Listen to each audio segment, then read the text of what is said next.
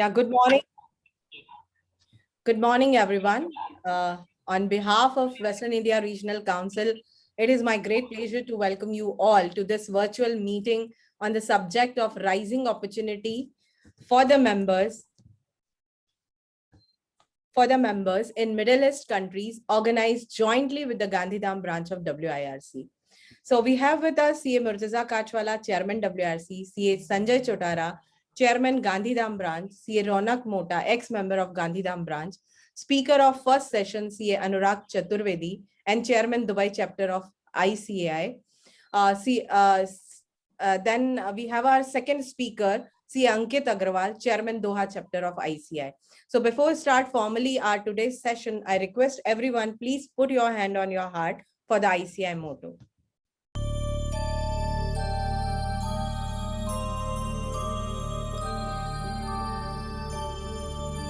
येष सुप्तेषु Jagriti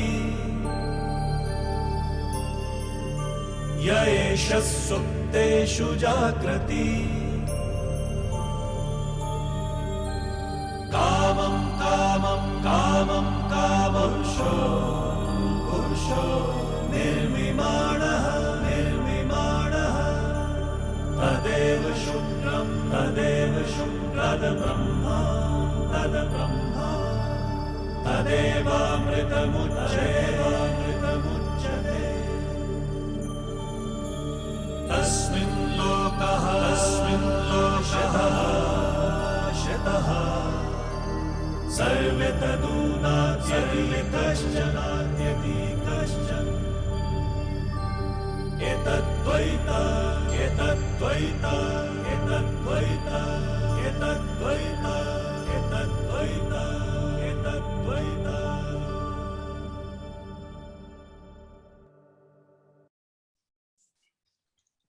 Well, thank you. Thank you so much, everyone. And let me quickly touch upon our theme and goals for WRC for this year. Friends, we have a very dynamic and enthusiastic team, also a visionary and action-oriented chairman, SCA Murtaza Kachwala for this year. So we all are ready to leap towards excellence, achievement, and development under his leadership. And that is our theme for this year. In shorter version, it's a lead. And it is a combination of 5 goals which we have set out for ourselves. So first goal is a technical upgradation of small medium practitioners with newer area of practice. The second goal, how we can bring efficiency and effectiveness in work of chartered accountant. The third, we are trying to becoming a bridge between the various section of the membership. Fourth, how we can make CA course more attractive. And fifth is we want to work in improving the image of overall chartered accountant, which is need of the hour. So in our today's meeting and completely in line with our goals and will be very helpful for those chartered accountants who are looking for overseas opportunities. So moving further, I request the chairman of Gandhidham branch for his welcome address. Thank you, ma'am. Oh, very good morning, dear friends. It's my pleasure to welcome you all to the virtual city meeting organized by the Western India Regional Council of ICA and hosted by the Gandhidham branch of WRC of ICA on rising opportunities for members in Middle East countries. I'm glad to see our gathering on virtual mode from across the country and globe. On behalf of all the members, I heartily welcome for today's learned personality and a leader of the 2 foreign chapters of the ICA who will be guiding us on today's session. Anurag Chaturvedi, who is the chairman of the ICA Dubai chapter, and Ankit Aggarwal, being chairman of ICA Doha chapter. Friends, as working style of we professionals is changing day to day, and now we are working for the clients across the country, sitting in one corner of the country. As you know that now members are very much interested working in a new areas and are much eager to go abroad and work there as well.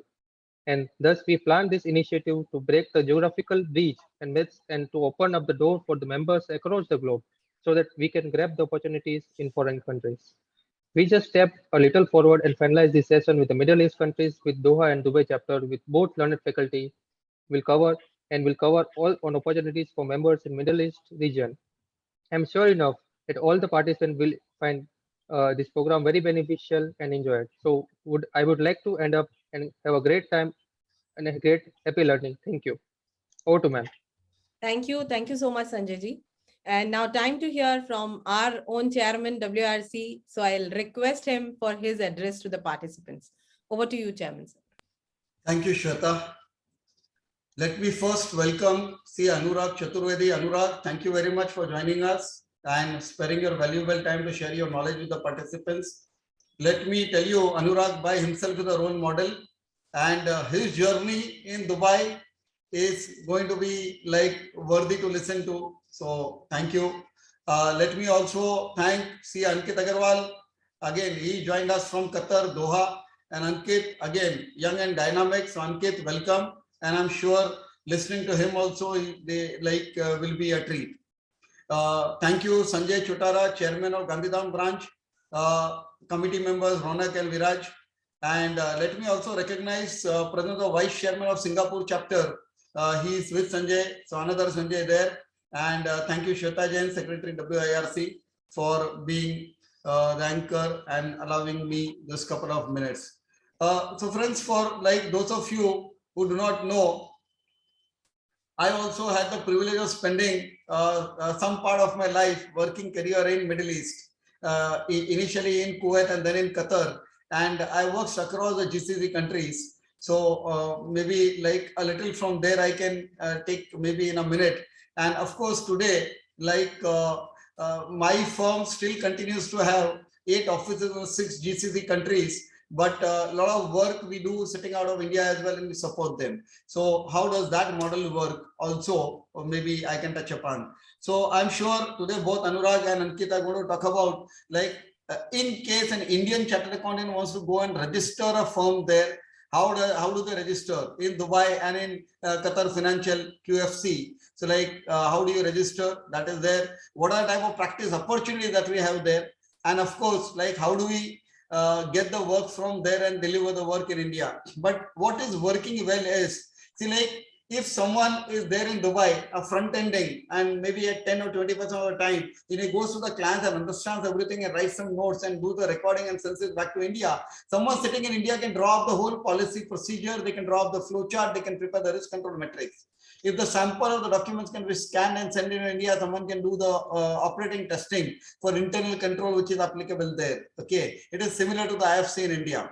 So I think a lot of those type of on-site, offshore can be done. People can go there and do the work. People can even practice there.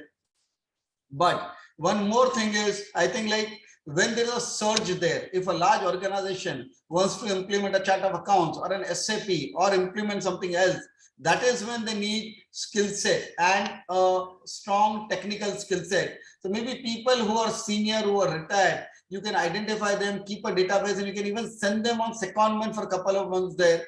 And that is also a good opportunity to do that. I would stop now, but before that, I'll request both Anurag and Ankit, if you can organize maybe a kind of a job fair in your countries where maybe I'm sure in your chapters, you'll have so many members who are CFOs, audit heads, and CEOs of large organizations. Maybe you can send a Google form, and on a particular date, if they are ready to come and hire people, I'm sure they need people. And that is when we in India circulate the message to all our membership, and anyone who's looking for a job, they can maybe travel there so that the employer and the employee meet each other in one platform. And if all goes well, then people get an offer letter and they come out. So I think that we'll be able to make an impact in someone's life, and they will remember us for lifetime. I don't know whether it is possible, a difficult one, but if it is possible, please do try. So with that, I think happy learning to everyone, and let us look forward to a lot of opportunities. Thank you very much, and over to you again, Shweta. Thank you. Thank you, sir, for briefing us, and rather I should say preparing a pitch for both of the speakers. So now I would like to request CA Ronak Mota for introduce our today's first speaker to all the participants. Good morning, everyone. It is my great privilege to introduce our first speaker, CA Anurag Chaturvedi, sir. CA Anurag Chaturvedi, sir, ACA, AIA, ASA, Prince 2 BSc, is a Chief Executive and Managing Partner of Anderson UAE. For more than 20 years, Anurag has had a distinguished career serving large and complex global clients and has served as a specialist in tax. He is currently the chairman of the Institute of Chartered Accountants of India Dubai Chapter's Executive Committee. Anurag has also advised global and local businesses on how direct and indirect taxes impact their business and effective ways to address growing compliance needs. He is a Middle East leader for VAT and custom for Anderson and also a board member. He is regularly featured in College Times and the National, the Bloomberg, the Reuters as VAT expert.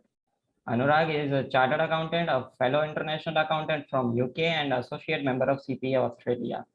Throughout Anurag's career, he has helped clients address a range of issues including international tax, strategy, technology adoption, and transformation. His clients have included large multinational organizations spanning the public, retail, hospitality, banking, and aviation industries. Now we will be playing a small video regarding the Dubai chapter.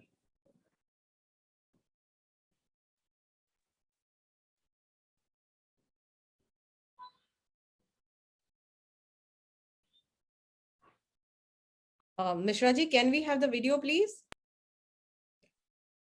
We all have ups and downs, strengths and weaknesses, and all we need in our first step towards getting somewhere is to decide we are not going to stay where we are today. Dear members, greetings from ICI Dubai. I'm grateful and thank you for allowing me to be the chairman at ICI Dubai when it turns ruby today. To say I'm honored doesn't even begin to quantify the depth of gratitude that accompanies the chairmanship of our beloved chapter. I'm convinced that the only thing that kept me going was that I dared to do what I love. If you haven't found it yours yet, keep looking for it. Don't settle, because just like any other great relationship, it matures as influence as the years rolls on. The real influence is gained by sharing knowledge and educating by examples. And that's why this year we kept the theme of the year as spreading knowledge, creating goodwill. With knowledge, the goal here is to train your mind to see world differently and question what others say. We have an inquisitive mind, and we need to demonstrate professional skepticism in all spheres of life, including our own. By the time we complete this term, you will be equipped with some of the tools and method to turn data into information, information into knowledge, and knowledge to wisdom to benefit your life, your family, and even the civilization. We have seen and experienced that many influencers across the world grow with not a lot of money, but they shopped at goodwill. You learn to develop style, your brand, your personality, to become a better professional by learning alongside the speakers from all over the world, from all walks of life, from their stories of excellence and achieving their possibilities. Remember, this will only be possible if you come forward and become part of knowledge sharing to create goodwill. Let us all come together to spread knowledge and create goodwill, because this is your term and your success is my success. Signing in as your chairman when ICI Dubai turns ruby today.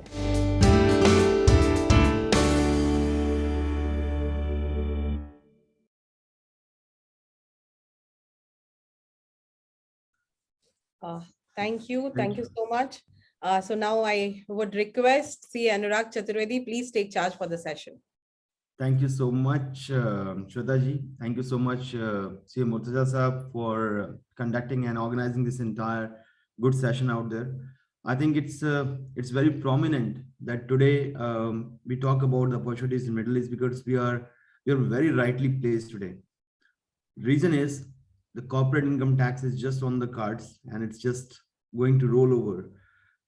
So I think opportunities are immense. Let me just share my presentation out there with everybody, and then we can talk about it more in detail.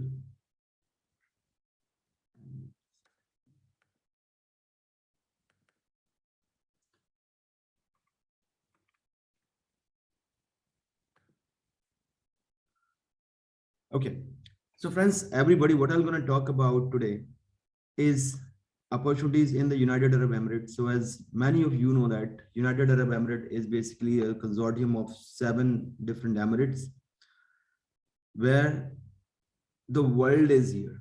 I mean, I always say this entire situation that how do you see Dubai, or how do you see Abu Dhabi, or how do you see the entire UAE is in the world itself, because there are 203 nationality that lives in the United Arab Emirates. And it's very important for you to know that these 203 nationality once live in a very small place.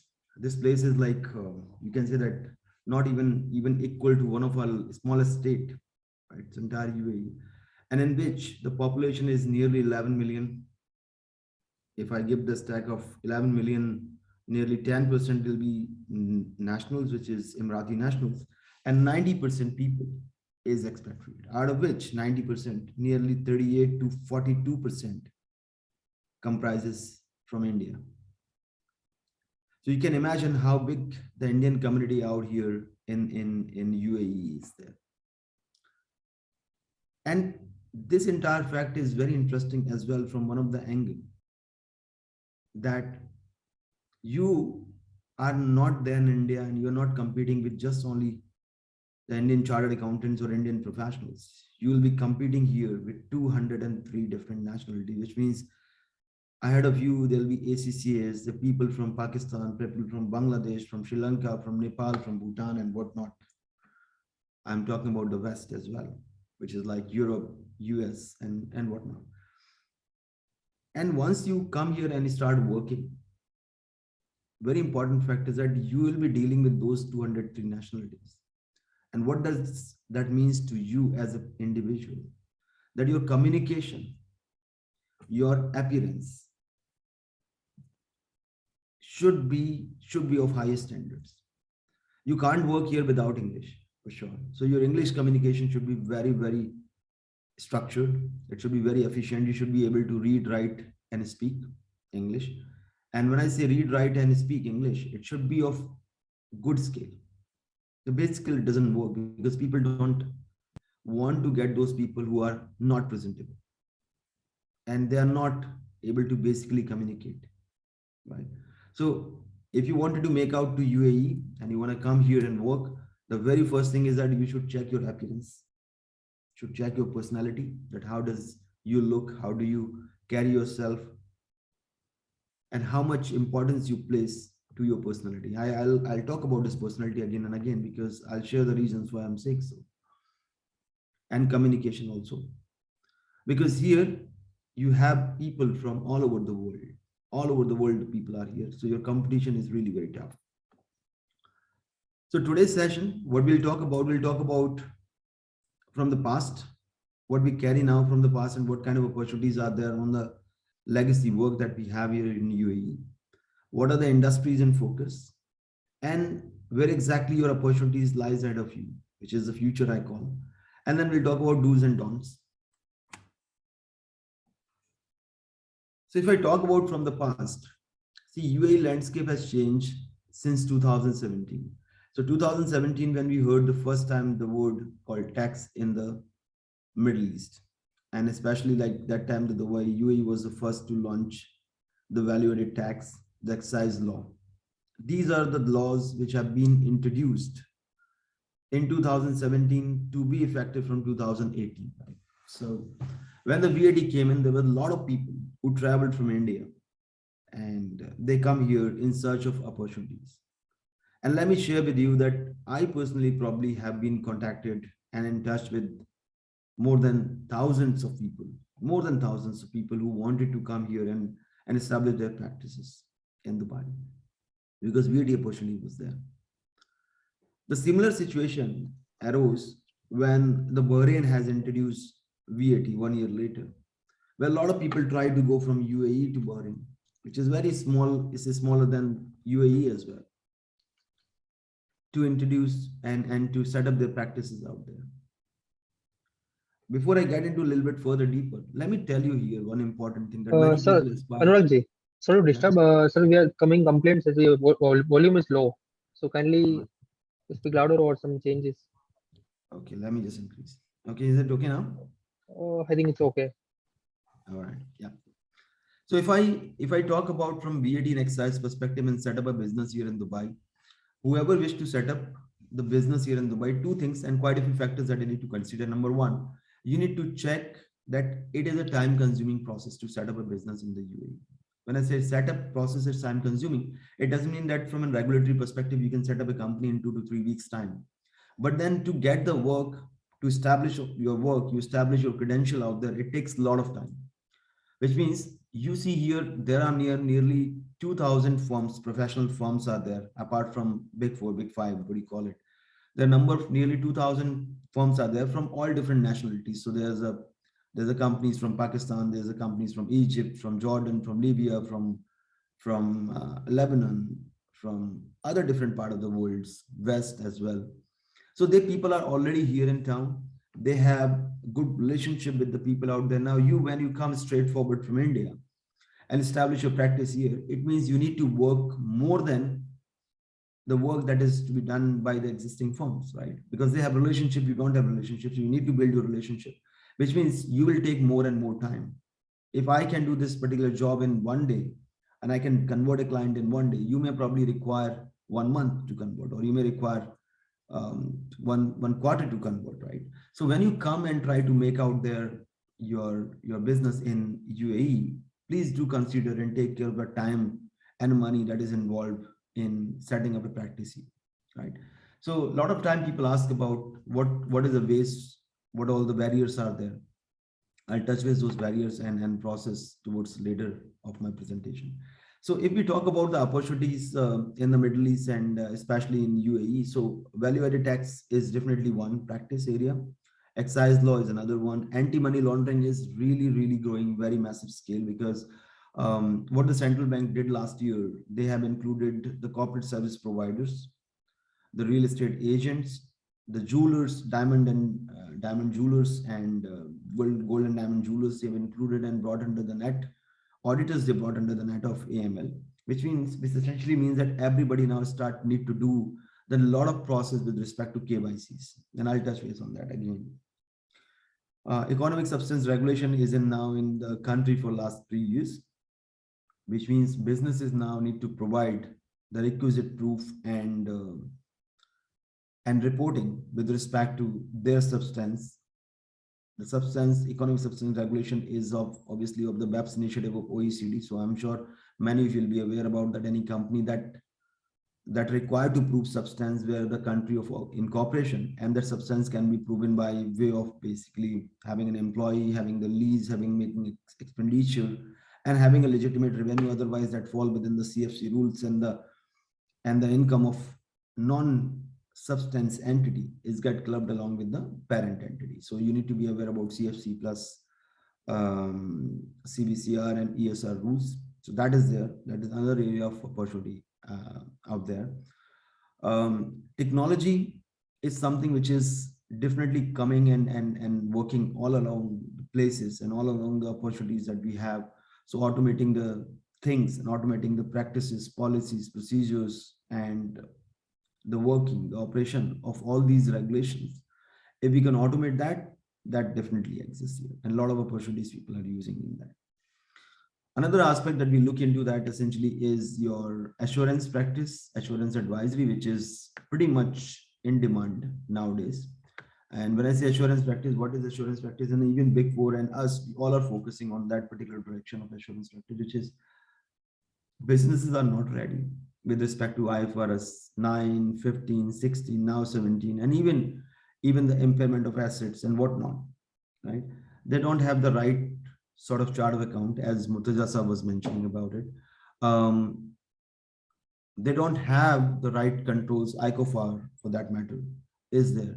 So ICOFAR, IFRS advisory, chart of account, policies and guidelines, I think that defines the situation much more intense into assurance advisory. And all the Big Four require the clients, and us require the clients, to prepare for these information, and the client doesn't have, all these people doesn't have that knowledge and expertise to provide all these insights. So therefore, there's a lot of opportunities in that area. Then we talk about transaction advisory. As you all know that UAE is a very growing economy. So there's a number of transactions continue to take place in different industries. I'll touch base the focus of industry. So if you are looking to make a career in corporate finance, this place is for you. And then obviously internal audits and risk management is an area where you can definitely exploit a lot of opportunities out there.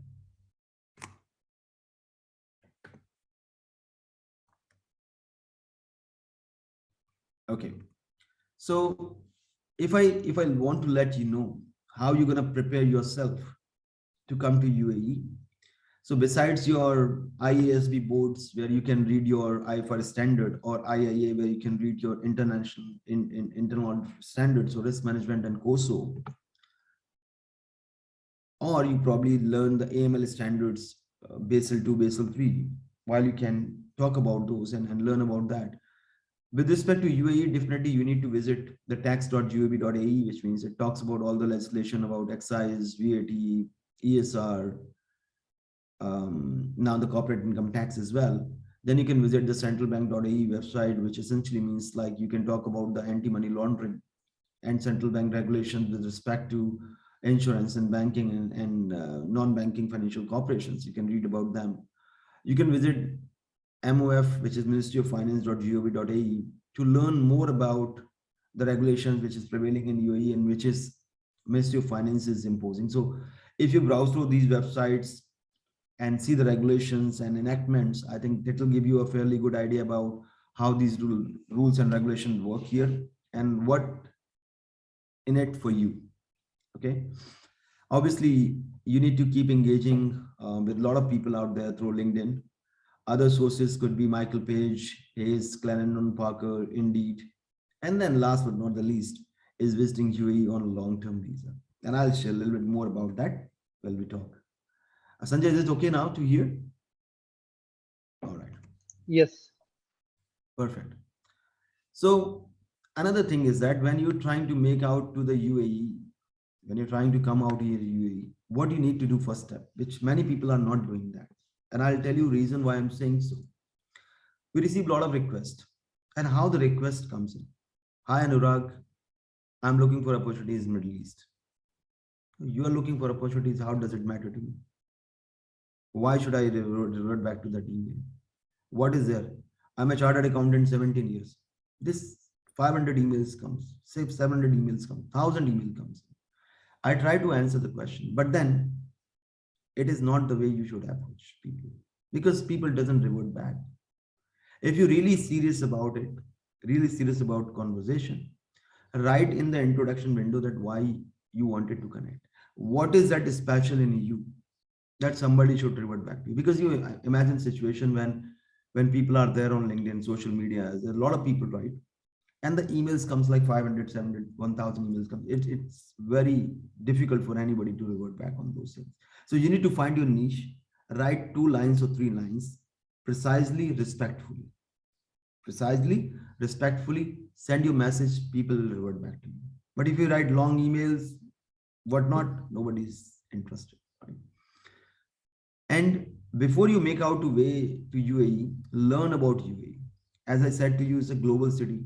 And there are 7,000 chartered accountants already in the United Arab Emirates.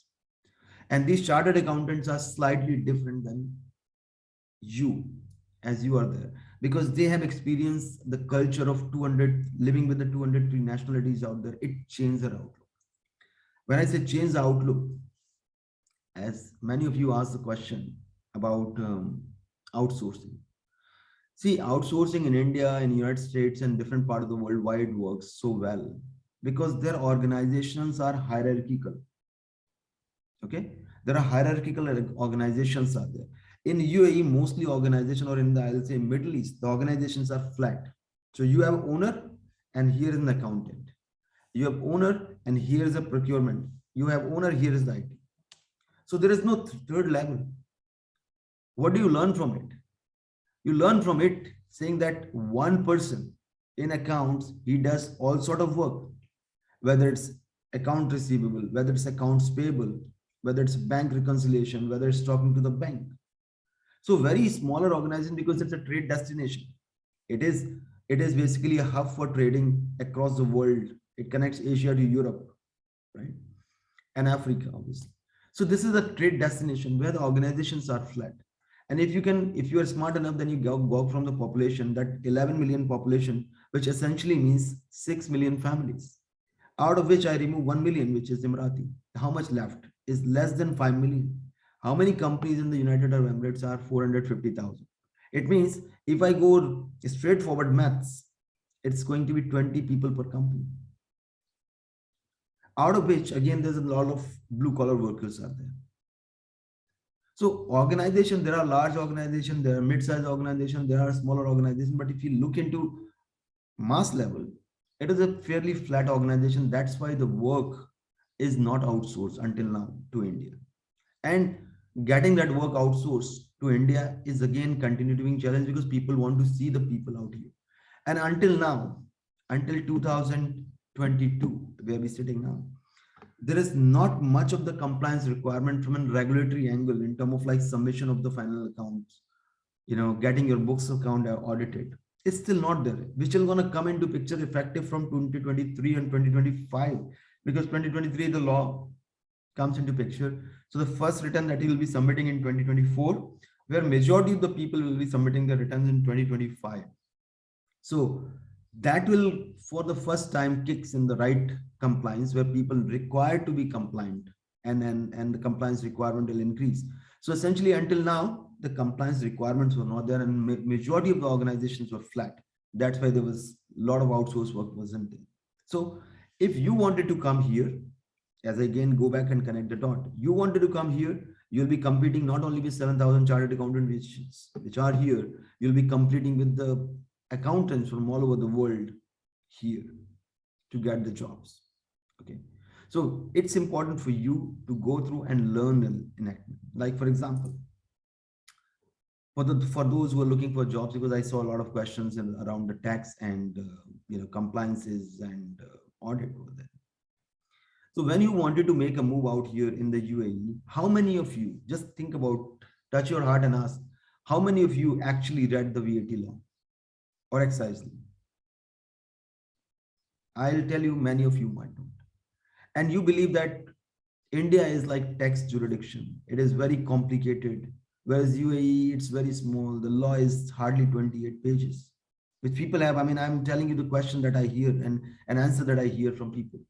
Sir, I have done pan-India via GST implementation. I have done GST for 7 years. But in the GST that you did very small part, which probably filing the return or looking into the preparing the appeal for a tribunal. You haven't looked into transaction advisory. You haven't looked into the specific advice. You didn't look into end-to-end things, which is like maintaining the portal. You may be part of one of the small process within the GST, because in India, generally like hierarchical model is there and you build in a specialization. But in the UAE, you do end-to-end process, which means you are the one who is going to validate the returns. You will be the one who is going to do the transaction advisory. You will be the one who will be talking to clients. For that, you need to be equipped with the knowledge, which people believe that I know GST and VAT is so simple. No, it is not. Please mind this, it is very complicated. Don't underestimate it. It's very, very complicated. The excise law is again complicated. So you need to be aware about, you need to read. And if you wanted to make a career, before even you attempt to apply, or you wanted to start a practice, before even you attempt to apply, please go through, read the VAT law, its executive regulation, it's a procedural aspect of it, guides, clarifications, all the things, read it, and then come for interview. Many times people write, we are chartered accountant, we are very humble, we have the love towards our fraternity, we wanted to meet people, but we are conscious of our time as well. People not prepared, they don't come prepared at all. So come prepared. My again humble advice to you, come prepared, because you'll get only one opportunity to interact with somebody. If you don't impress that person in that one interaction, which could be as good as reading your LinkedIn message, reading your email, you lose badly. Then learn about the culture and cost of living. Before coming here in UAE, why I'm saying cost of living, we continue to see a lot of people who come here and they run out of money. They really run out of money. And then they seek help from people. They get stuck. They're not able to go back for XYZ reasons. They don't come with the travel insurance. They're stuck in more problems. Sometimes the hotel bills are exorbitant. They can't afford to do it. They're stuck here for a long time. So it piles on. Please don't underestimate this entire thing, the cost of living. So when you come here, come with enough sufficient resources. Use those resources wisely. Now we look into the future outlook. So essentially, corporate income tax. I'm talking about the practice area so that you can, or job areas as well. So new law unfolded by creating enormous opportunities in corporate income tax, transfer pricing, and international tax. When you think about these three aspects, please do bear in mind that again, you need to go into specific. If you just read the transfer pricing, it doesn't mean that you know transfer pricing. And be honest with the people that I have read it, I haven't worked on it. It's okay, because people here at par, they have read it, they haven't implemented it, right? International tax is again another jurisdiction. If you are aware about how to do international tax, you can talk to people that I can do wonders. Give me an opportunity, right? But don't say that I've done if you haven't done so, right? Corporate tax is new for everybody. So you can say that as you read the law, I also read the law. We can interpret the law in much more structured way if we come together. Don't lie here. In UAE, the very first principle of the country is do not lie. Be 100% honest, transparent. People trust that. People give a lot of opportunity because this is a land of opportunities and city of dreams, as you say. The second aspect is that growth market. So UAE will become the first country in the world where they launch the secondary market, where people say that, look, I don't need an IPO to list my business on a stock exchange. So they rebrand one of their market in ADGM, Abu Dhabi Global Market. They call it growth market. And in that growth market, they'll be listing the entities without even having an initial public offer. What does it mean? It means a lot much work for the people in corporate finance. The people who are good in corporate finance and structuring and capital management, they have a lot of opportunity. And third aspect is obviously governance. As you know that corporate tax is coming, and what is going to happen in corporate tax? So there are three aspects. Number one, the organizations need to start getting their books audited, because tax authority will require the certified financial audit, right? Financials in order to validate. So once the audit will increase, your compliances will increase, your accounting need to be right, your tax has to be filed right, your board of directors need to meet, you need to have AGM, you need to have minutes of meeting, you need to have secretarial documents, right? So the compliance process is going to be further increasing, which is already in place now in last 4 years, which is VAT, excise, ESR, UBO, CBCR, AML, Go AML, and whatnot. So all these compliances will continue to increase. So there's ample scope for people. And I think these compliances will mandate for people to now understand the risks from a regulatory perspective, from financial perspective, which means again, a lot of work with respect to risk management, internal audit, and whatnot. As I already discussed about assurance, which is IFRS advisory, policy procedures, training, data analytics. Now, this is the work which is ready to be outsourced. A lot of people ask about what work. So compliance is people wanted to have people from the UAE so that, they can trust, they can rely that, you are aware about UAE regulations, you're aware about what's happening in UAE, you're well connected. And that work generally doesn't get transferred to India or any other part of the world. But what work get outsourced, which happened in the past and which is currently happening, is assurance advisory, like IFRS 9, 16, 15, now going to be 17 working, right? Impairment. So that work you can definitely look forward to outsource, and it's very easy, it's convenient, because here it's costly. You can definitely do that work in India.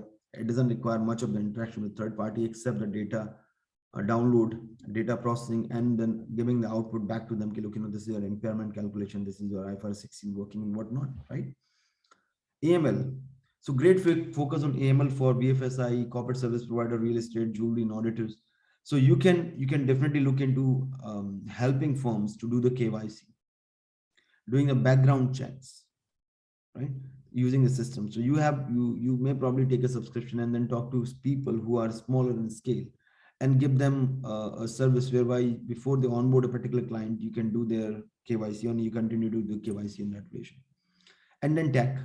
So all areas require tech that can ease the adoption and operation. So essentially, if as a chartered accountant, you wanted to bring out ease in terms of doing anything, which could be practice management software, which could be compliance software, which could be anything that goes to ease the work, is in trend now today.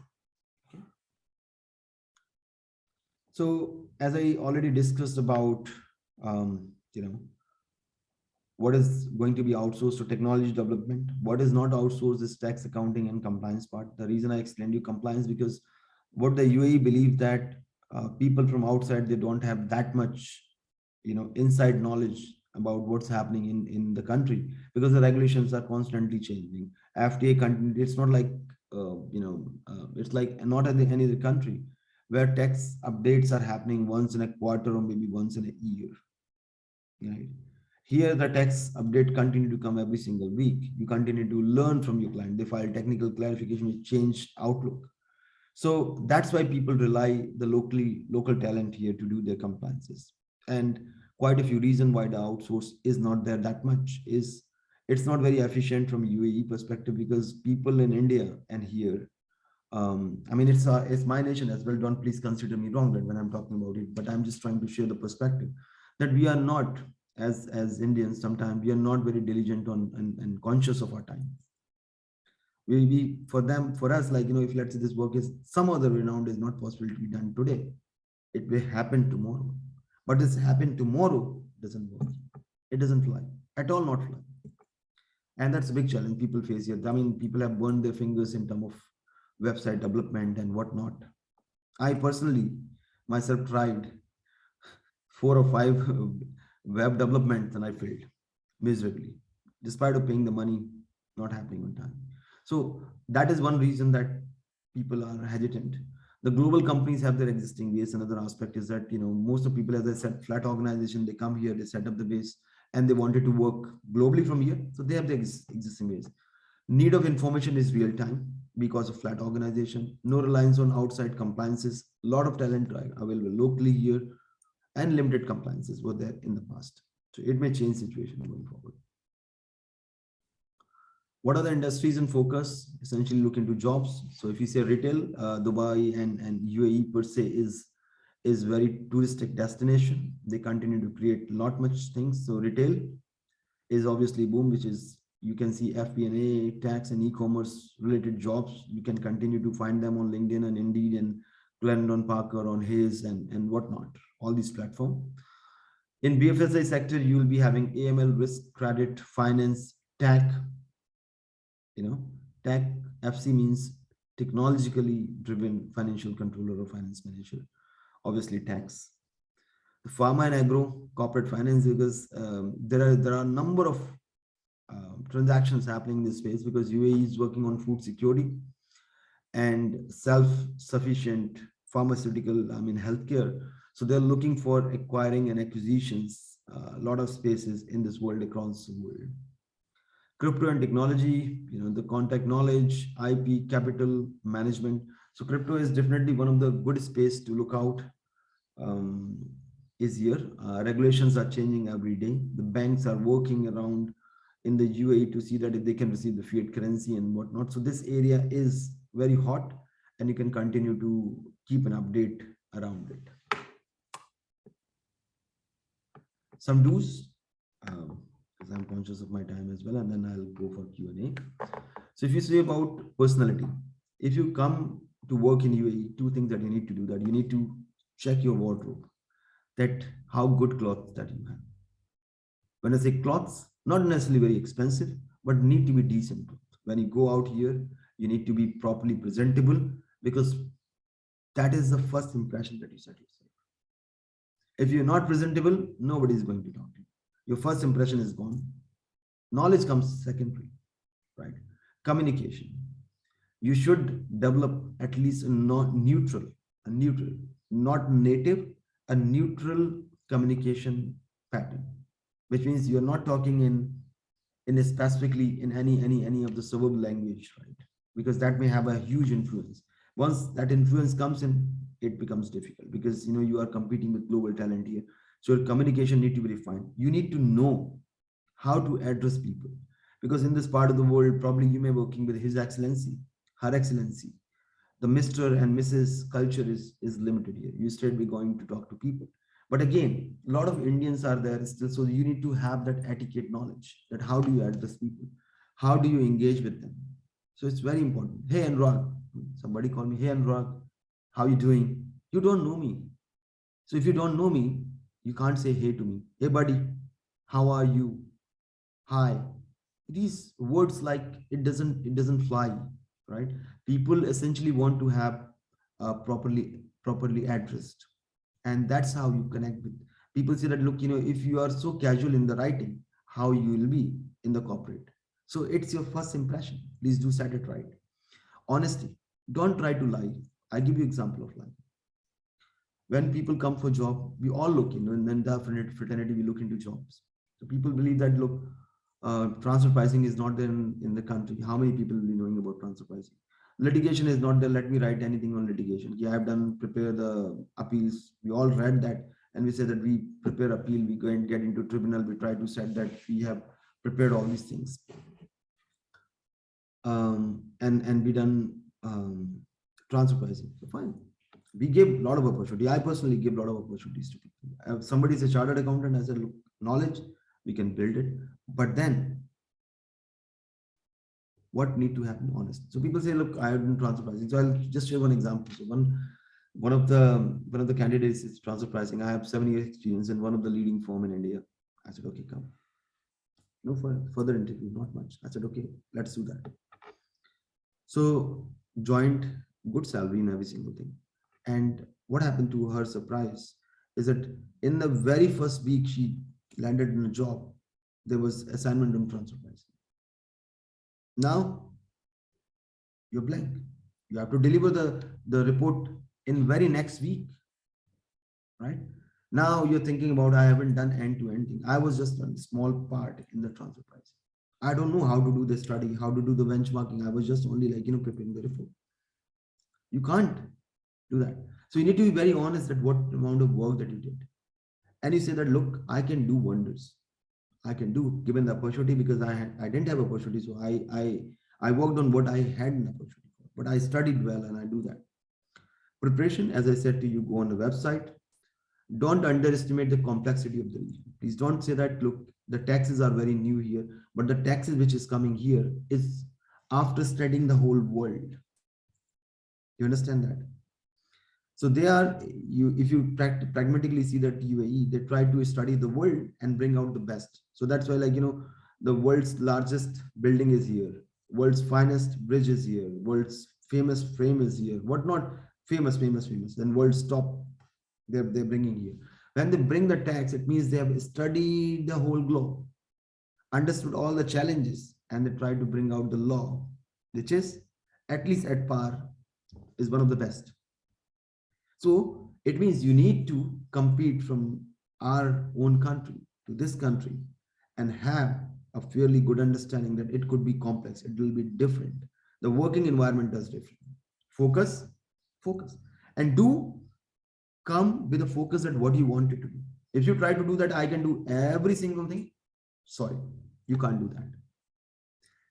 So come with a focus that you want to become a finance manager, you want to become tax consultant, you want to become VAT consultant, excise consultant, corporate tax, and whatnot, right?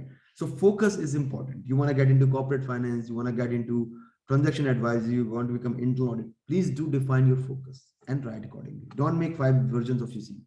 Please mark my word, don't make 5 versions of your CV, because your CVs float around. We continue to see. Prepare before you come and attest your graduation degree. If you wanted to come to UAE, this is very important step. You should go to different universities and attest your degree.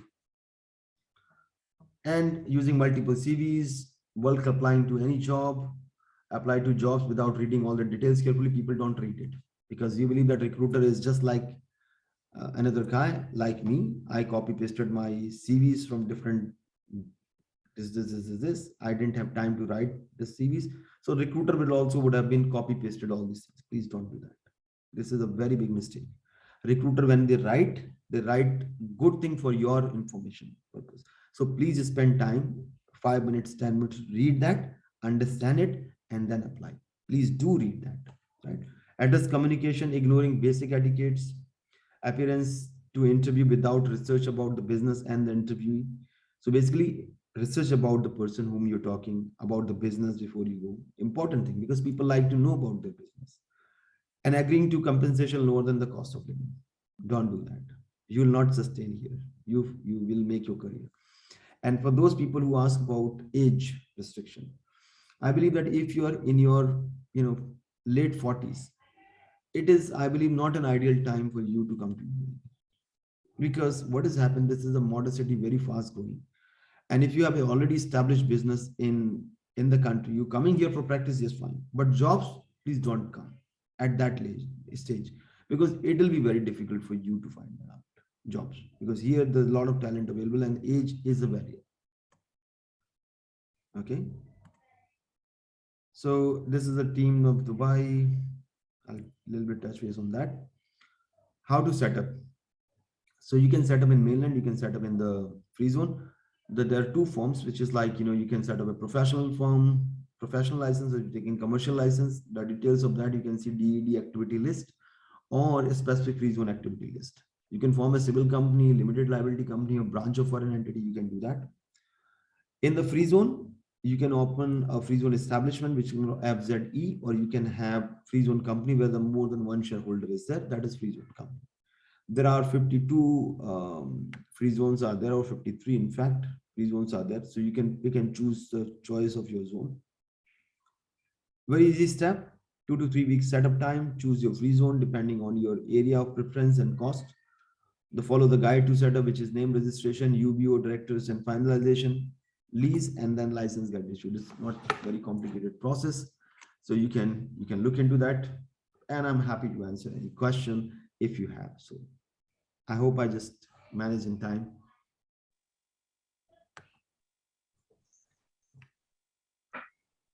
Yes, yes, sir. So we are having a few questions in question answer menu. While we're reading one by one, can Indian practicing say practice in India as well as in UAE? Yes, essentially you can, there is no connection between India and UAE. So if you have practice in India, that's a different, you need to come here and you can set up a practice. You can set up practice by taking a license. So if you want to practice in audit, especially you want to become an auditor, it is critical. It is little bit critical and very complicated, because what has happened, we all get degrees in Bachelor of Commerce. We get a degree in commerce, but UAE doesn't accept the degree of commerce. And unfortunately, at the moment, the chartered accountant degree is not considered to be equivalent of bachelor's. So what you need to do, that you need to have your bachelor's degree in commerce. You need to go to university and say that, please give me the equivalency in Bachelor of Accounting. What will happen? Bachelor of Accounting. Okay. So once you get the degree equivalency done in India, then you need to come to UAE again. You need to go to Ministry of Education and say that, attest my degree and put me in license with the auditor's license. Okay, auditor's license. Now that is long process, because not just only the degree part, right? They also look into the experience of you in the UAE, that how many years you work. So essentially, I think there's a 5 years requirement that you should work as an auditor in the country before you get the auditor's license. So how people work here, people generally go and find out an outsourced person who has auditor's license. They try to tie up with them. So the firm get opened in the name of the person who has the audit license, and you become the the operational person. So you get all the power and you try to work, you go and get the work, and ultimately he is the signing authority. So the firm is not involved. Apart from this audit, rest all things you can go and get the licenses, because at the moment there is not a specific requirement for any attestation or any specific equivalency. So as a chartered accountant, you can come here, you can open your LLC in a mainland, or you can open a free zone entity precisely and start working on that. But they are two different. The COP does not work here in the UAE.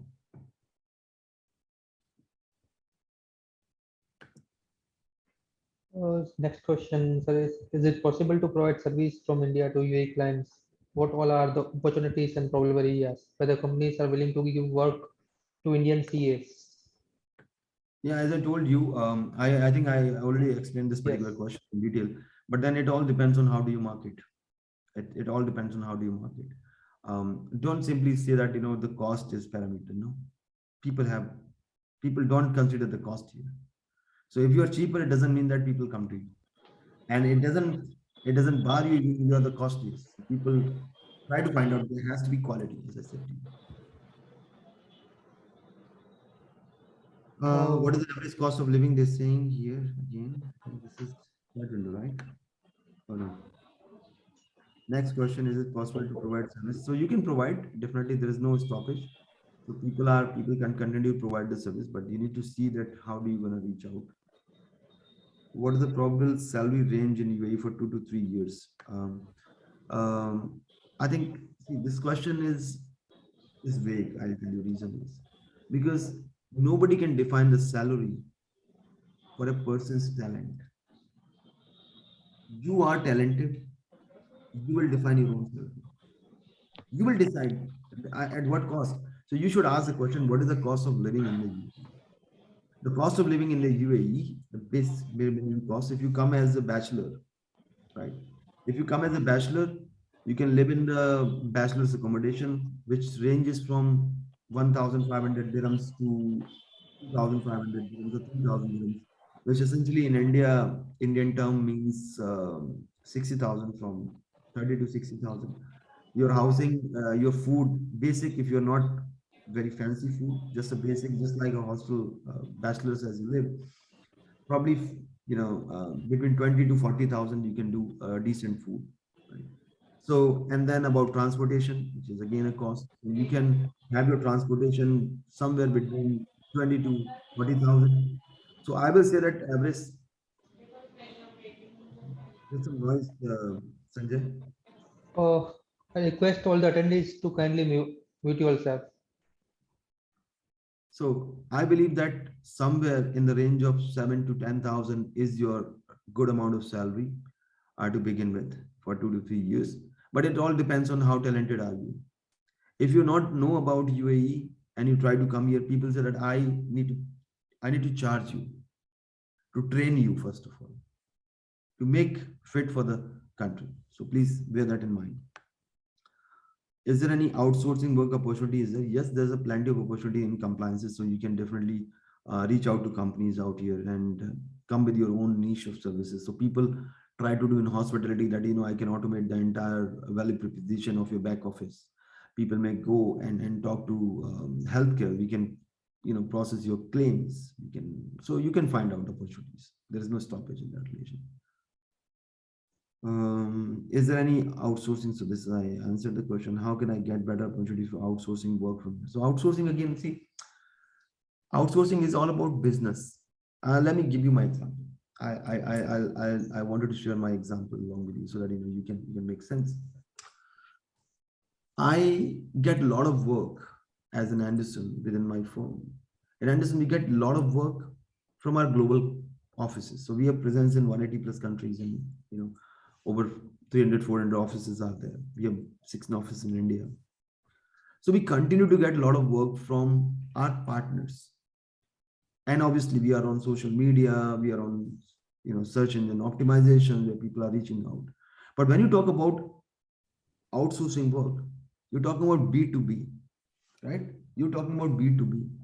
And how will you reach B2B people? To reach B2B people, you need to go to places where the networking is happening. Like, for example, ICI Dubai chapter. We have 3,000 members, which means out of 3,000 members, 2,700 companies. Out of which, if you remove professional, there'll be still at least again 2,000 plus companies out there whose financial controllers, CFOs, and other people are coming. You can network with them. So you can come and you can live here in UAE and become part of ICI Dubai chapter. To manage, we do nearly 40 plus events in a year. So you can become and network yourself, number one. Number two, you can sponsor various events which is happening around to showcase your presence, right? Third one is, again, reaching out ordinary way, which is like traditional way, that I continue to talk to people, write it to them, they revert back. Otherwise, this is a mass skill. So if you see that everybody, they go with the marketing should be planned to get the work. Okay, opportunities in UAE for CA having 5 years in credit manager of wholesale product. See, banking is not very much as big as in India. So banking is still very modest here. And a lot of opportunities comes into the sales and outdoor, basically. Not outdoor, I mean to say, but sales, a lot of opportunities comes in. Besides that, limited is there. But you can still try because banks are changing, the compliance are changing. So definitely in the credit field, opportunities can be there. Cost of setting up a firm in the UAE, it depends on your preference. You wanted to set up a basic firm in In UAE, essentially, I think somewhere between 25 to 40,000 should ideally be your cost.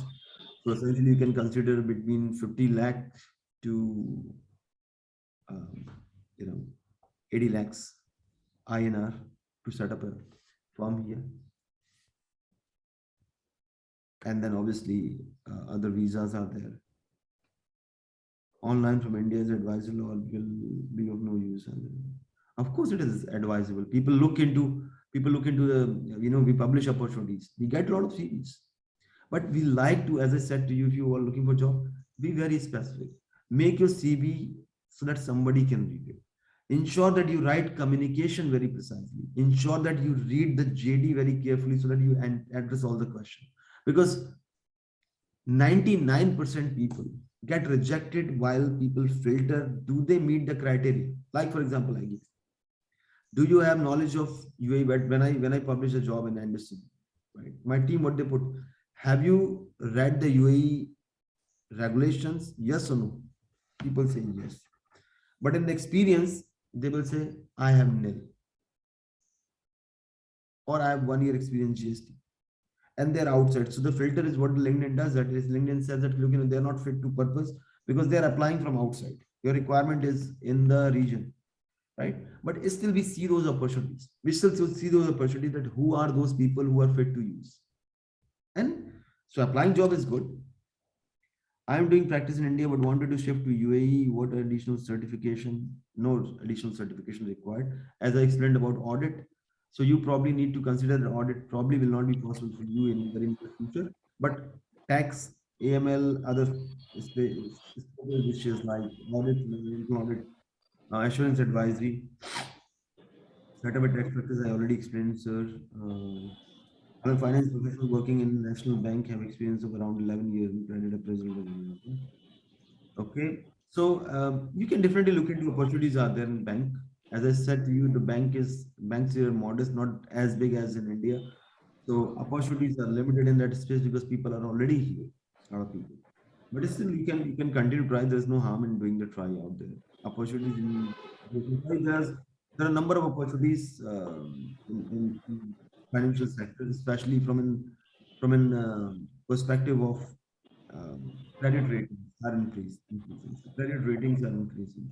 If you look into the risk and regulatory compliance, which is increasing, so regulatory aspect, there is a lot of opportunities out there, especially from an anti-money laundering perspective, analytics perspective. Soon the cryptocurrency is going to be there as well. So compliance is around that.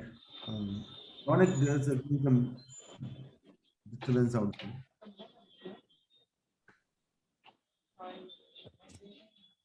there. Age 40 plus, I will say that you are settled. I'll give you one example. Being a chairman, I continue to receive a lot of requests. So one of our members who's nearly in 60s, and this is very touching. So you understand that.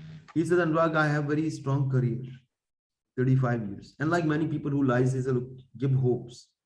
I don't do that. I mean, I'm a custodian of hope for a lot of members, but I need to be honest with you to tell you the truth. So he says, Anurag, look, you are chairman, everybody talks high about you, you achieved great success, and you help a lot of people. Anybody I go to, they say, go to Anurag and he'll definitely help. But he is a 65-year person. He says, any job I'll do that. Any job I'll do that. Even you ask me to sit in an office and do the admin work, I'll do that. I said, look, at the year of 65, and he's a marathon runner and whatnot. Very humble person, very humble. So when I listen to his call, we have a 10-15 minutes call, and I try to reach out to people and friends in my circle where he can fit in the role, very smaller one. The challenge that people get at that stage is not to get the job they deserve. I can keep in the office. It doesn't affect me. I can keep in an office in somewhere in admin function, or maybe good job. But what has happened that organization does not go. People are, this is again young country, very young country. And affordability becomes challenging. The insurance cost for people who are 60 plus is exorbitant, maybe like 22,000 dirhams per year, just insurance cost. So imagine who wish to afford that 22,000 as a cost plus visa, which is essentially 7,000-8,000. So to employ somebody which is like 60 plus, you are talking about at least 30,000 dirhams initial upfront. Then you need to pay him salary. That's where the challenge is. So ACCA is not mandatory. What other qualification will have them got? Chartered accountant is one of the biggest qualification, and then besides that, your personality. When you go to somebody, ensure that person get amazed. See, your energy levels, your confidence, that's it. This is your identity on your face written there that you are a talented person. To make some changes in CVs. Changes in CVs are essentially good. Yes, you need to make. You need to write to impress. So as we say, people dress to impress. We said write to impress. CV is your first phase. Definitely put a picture. When you put the picture, ensure that it's a professional image, where you're looking sharp. It is not like twisted, expanded. All these things are not there. Very stylish picture that you need to put and write clearly what you want it to do, what your aspirations are, what your experiences are, because that's the first thing that a recruiter sees. Imagine that you are seeing somebody's CV. What will excite you? The person is presentable, first of all. He write clearly. He's meeting the job requirement, right? So just like the way you don't want to waste your time, recruiter doesn't have a time. So please impress, write to impress. I have a due diligence practice and I have some outsourcing work for a Dubai-based firm in due diligence. Can you advise how can I expand further? So as you have got your first engagement, the similar way you make out a base in Dubai, have a company established in Dubai, have one or two people established them in Dubai, make them join the ICI Dubai chapter, let them network. I think that's the least that I can advise. Besides that, there's a plenty of opportunities. There's no limit of marketing. There's no limit of SEO and reaching out people, but at least that's what you can do. Oh, that's it. I think most of the questions are answered. So thank you very much. Sir, one question is still, can we take a membership of ICA Dubai chapter along with retaining membership of Indian chapter? The guy is for resident of UAE right now. Yeah. He So just you asked- can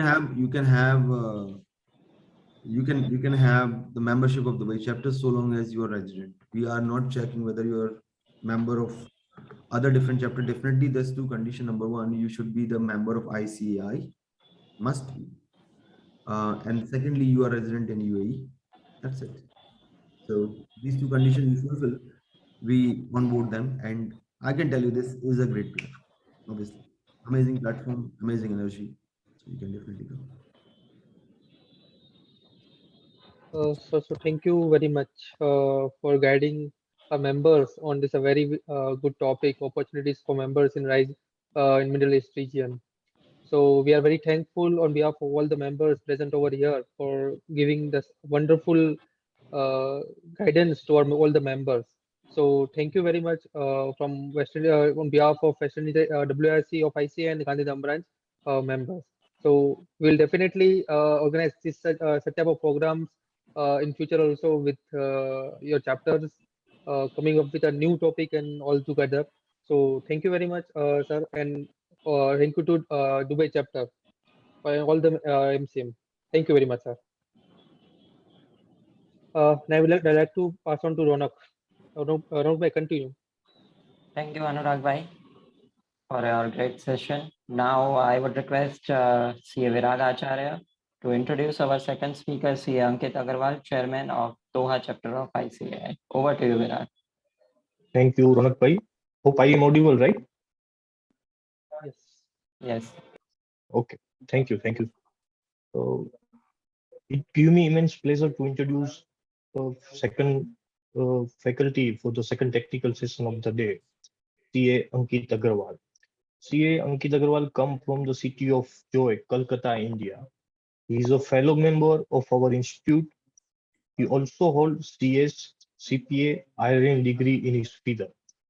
Currently, he is working in one of the construction company at Qatar as a deputy finance manager since 2012. He is a He's a chairperson for the Doha chapter of ICI for the term 2022-23. Apart from this, he is an ambassador for the Internation in Qatar. Internation is a global forum connecting experts all over the world. He is also a consul for the Doha Changemaker Group, a group all about bringing change in the society through social service for the community. He also a painter and recently participated in the Land of Art exhibition held in Cairo, Egypt. Apart from this, he is a founder of so many startups. I am listing a few of them. He is a founder of small startup in a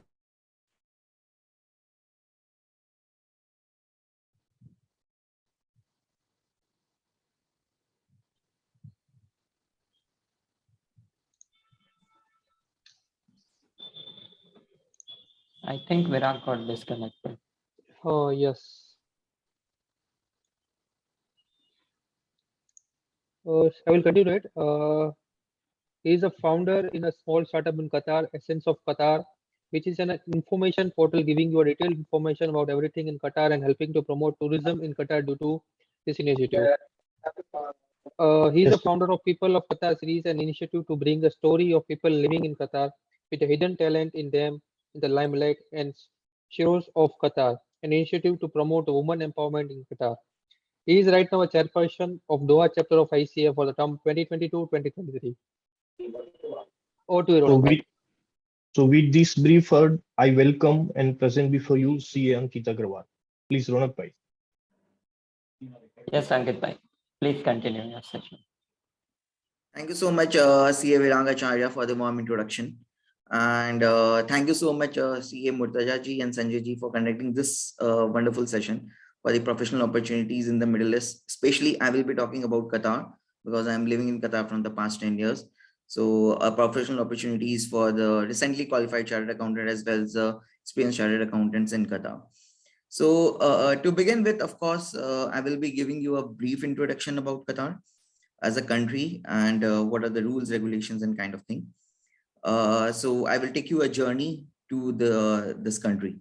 So it's basically the state of Qatar is a sovereign and independent state in the Middle East, occupying a peninsula that is just towards the Arabian Gulf. It's a very tiny country. Since its complete independence from the Britain in 1971, the Qatar has emerged as one of the most important producer of oil and gas. So in the entire region, in the MENA region, the Qatar is very, very rich in the oil and gas.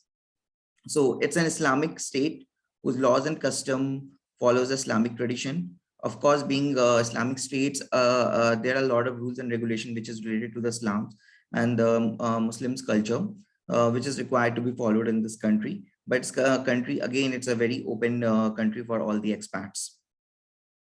Since 2013, the country has been governed by the His Highness Sheikh Tamim bin Hamida bin Khalifa Al Thani. So is the present Emir of the Qatar. So I would say before coming to Qatar, of course, like the rules and regulations, you must be kept in the mind when you're coming to Qatar. The customs, the traditions of this country should be well versed when you are landing in this country, because this country is entirely different from the UAE. UAE and Qatar is entirely different in their cultures and the customs. So the state of Qatar is a peninsula which is located amid in the western coast of the Arabian Gulf. The peninsula is approximately just 100 kilometers across and extend 200 kilometers into the Gulf region. So Qatar includes several islands, the largest of which are the Halul, Sharjah, Al Ashayat. It shares the borders with the Saudi Arabia and the maritime border with the Bahrain, United Arab Emirates, and the Iran. So most of the things are coming from the Saudi border.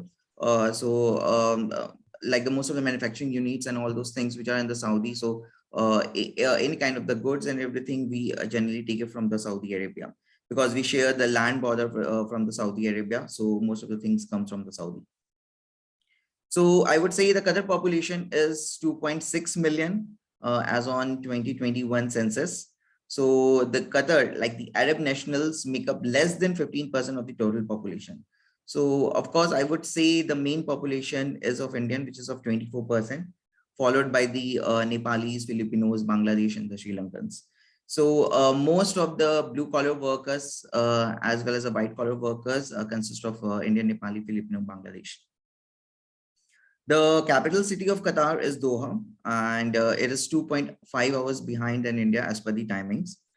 And of course, the Arabic is the official language of the country, but English is very, very widely spoken in almost each organization in Qatar. So you should be well versed with the English. If you don't know the Arabic, you should have a very, very good communication over the English.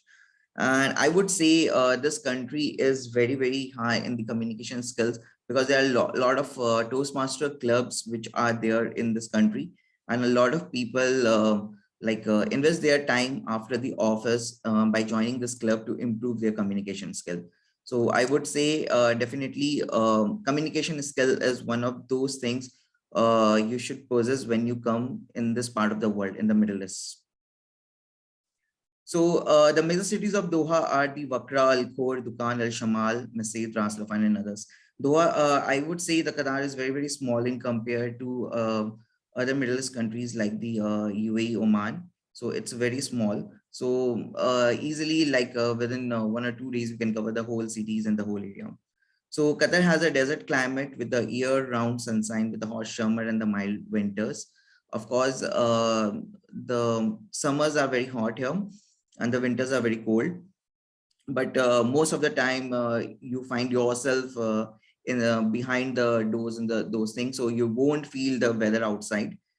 And the currency of Qatar, of course, is a Qatari Riyal, which we here known as a Qatari Riyal. In the UAE, it is more the dirhams. So here it is known as Qatari Riyal. So 1 Qatari Riyal is equivalent to 3.65 USD or 21 INR as of now. So it's 21 INR. And Qatar Airways is the official airline of the country, and it is well connected with all the major cities of the India. In the local transportation of the Qatar is managed by basically the Muwasalat. So where you have the public buses and the taxis to roam around the city. And apart from that, of course, the Uber and the Careem works very well in the Qatar for the transportations. So basically for the public transportations, everything you can, we have the Uber, Careem and all those things. Working culture is very, very different in Qatar in compared to India. You should keep in this mind when you are coming to Qatar, basically in this Middle East countries.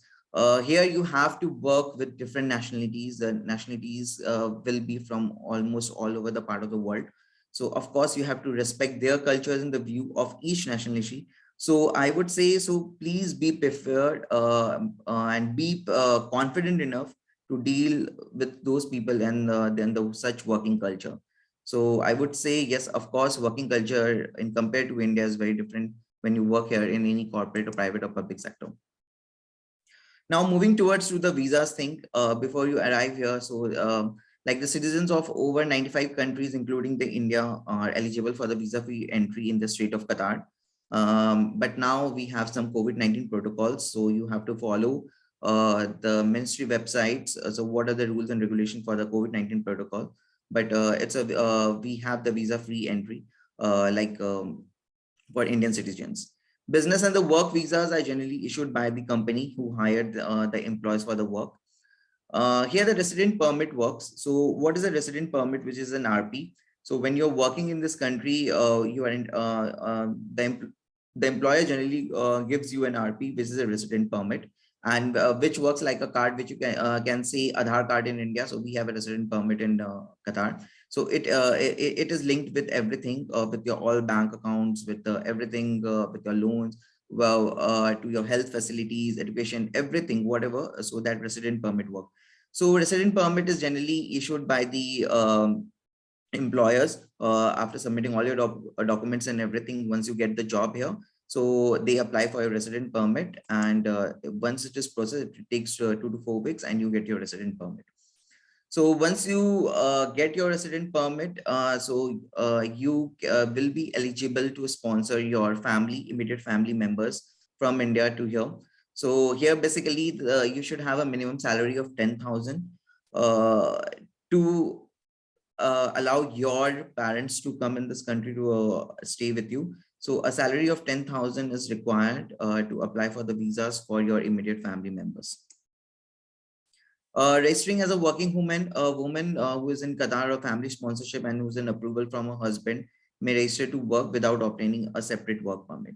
Unlike in the UAE, you don't require an NOC, but in Qatar, you require an NOC, which is like a non-objection certificate. But now the laws are changing quite a bit. So most of the private sectors, we don't require the NOC to change the jobs. But in some of the public sectors, in some of the organizations, still there's a requirement of the NOC. So if you want to change a job from one to another job in the country, so of course you required an NOC from your previous employer to change the job. So it is not so easy like UAE, where you can change the job without obtaining the NOC. But of course, in Qatar, you required an NOC from your previous employer to change the job. And most of the job, like when you are changing the jobs in this country, everything is now online. So there's a portal which is known as the Adalsa portal. So where you apply for the changing of the jobs within the country. Due to the COVID, I would say now a lot of companies in Qatar, they are preferring the local candidates in Qatar only. They are not preferring the candidates from India. But after like now the COVID is got over. So now the visas and the permits are again being issued for the Indians, chartered accountant Indian citizens. So of course, before that, they were looking for only for the local people who are currently available in the Qatar for the jobs. Moving toward the cost of the living in Qatar, I would say the Qatar is certainly one of the most expensive regions in the Middle East, because a lot of the food is imported. We don't have the like all the manufacturing units and everything. So you can expect to pay much more than you would normally do. Similarly, the accommodation is expensive in this affluent country. So I would say that for the bachelor, if a bachelor is coming for a sharing accommodation or kind of thing, like 2,500 Qatari riyal generally is an amount which is to be spent. And for a 1 BHK, you generally get like the fully furnished apartment, you get at the 4,500 Qatari riyal for a fully furnished apartments in Qatar. So which is a rate as of now, which is going on. And it increase on and on, like 2 BHKs and all those things come out 7,000 to 8,000 Qatari riyal. The salaries, whatever you have, it's very high in compared to all the other MENA region. Because they are very rich in the oil and gas and everything. And this country is very, very developing as of now in compared to the other countries in the MENA region. So there's no income tax. Whatever you are earning, you save. I would say a salary of 10,000 is decent enough to survive in this country for a newly qualified chartered accountant. I am not talking about an experienced chartered accountant. A newly qualified chartered accountant, if they are getting a salary of 10,000, it is well enough to survive in this country. You can easily save a lot of amount.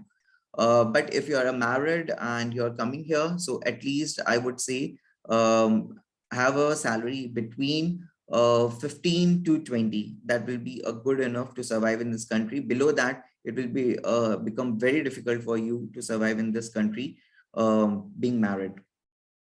For the bachelor, 10,000 is okay. So I would say Qatar is known as one of the sporting capital of the Middle East, and it is hosting the biggest tournament of the region, which is the FIFA, which is happening in the November 2022. So in this very, very small, tiny country, the FIFA is happening, which is helping to generate a lot of employment opportunity in this region. So when they got the FIFA, after that, the country has drastically changed like anything.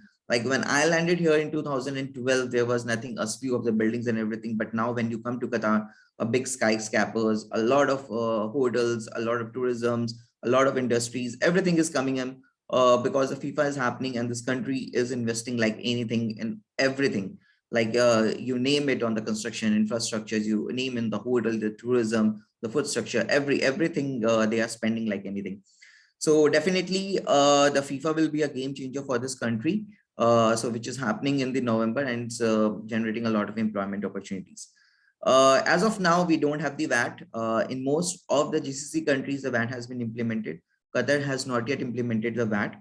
So next year, most probably, the VAT is going to be implemented, but still it is all in the just in the news and the medias, but still nothing has come from the official announcement that the VAT is going to be implemented next year.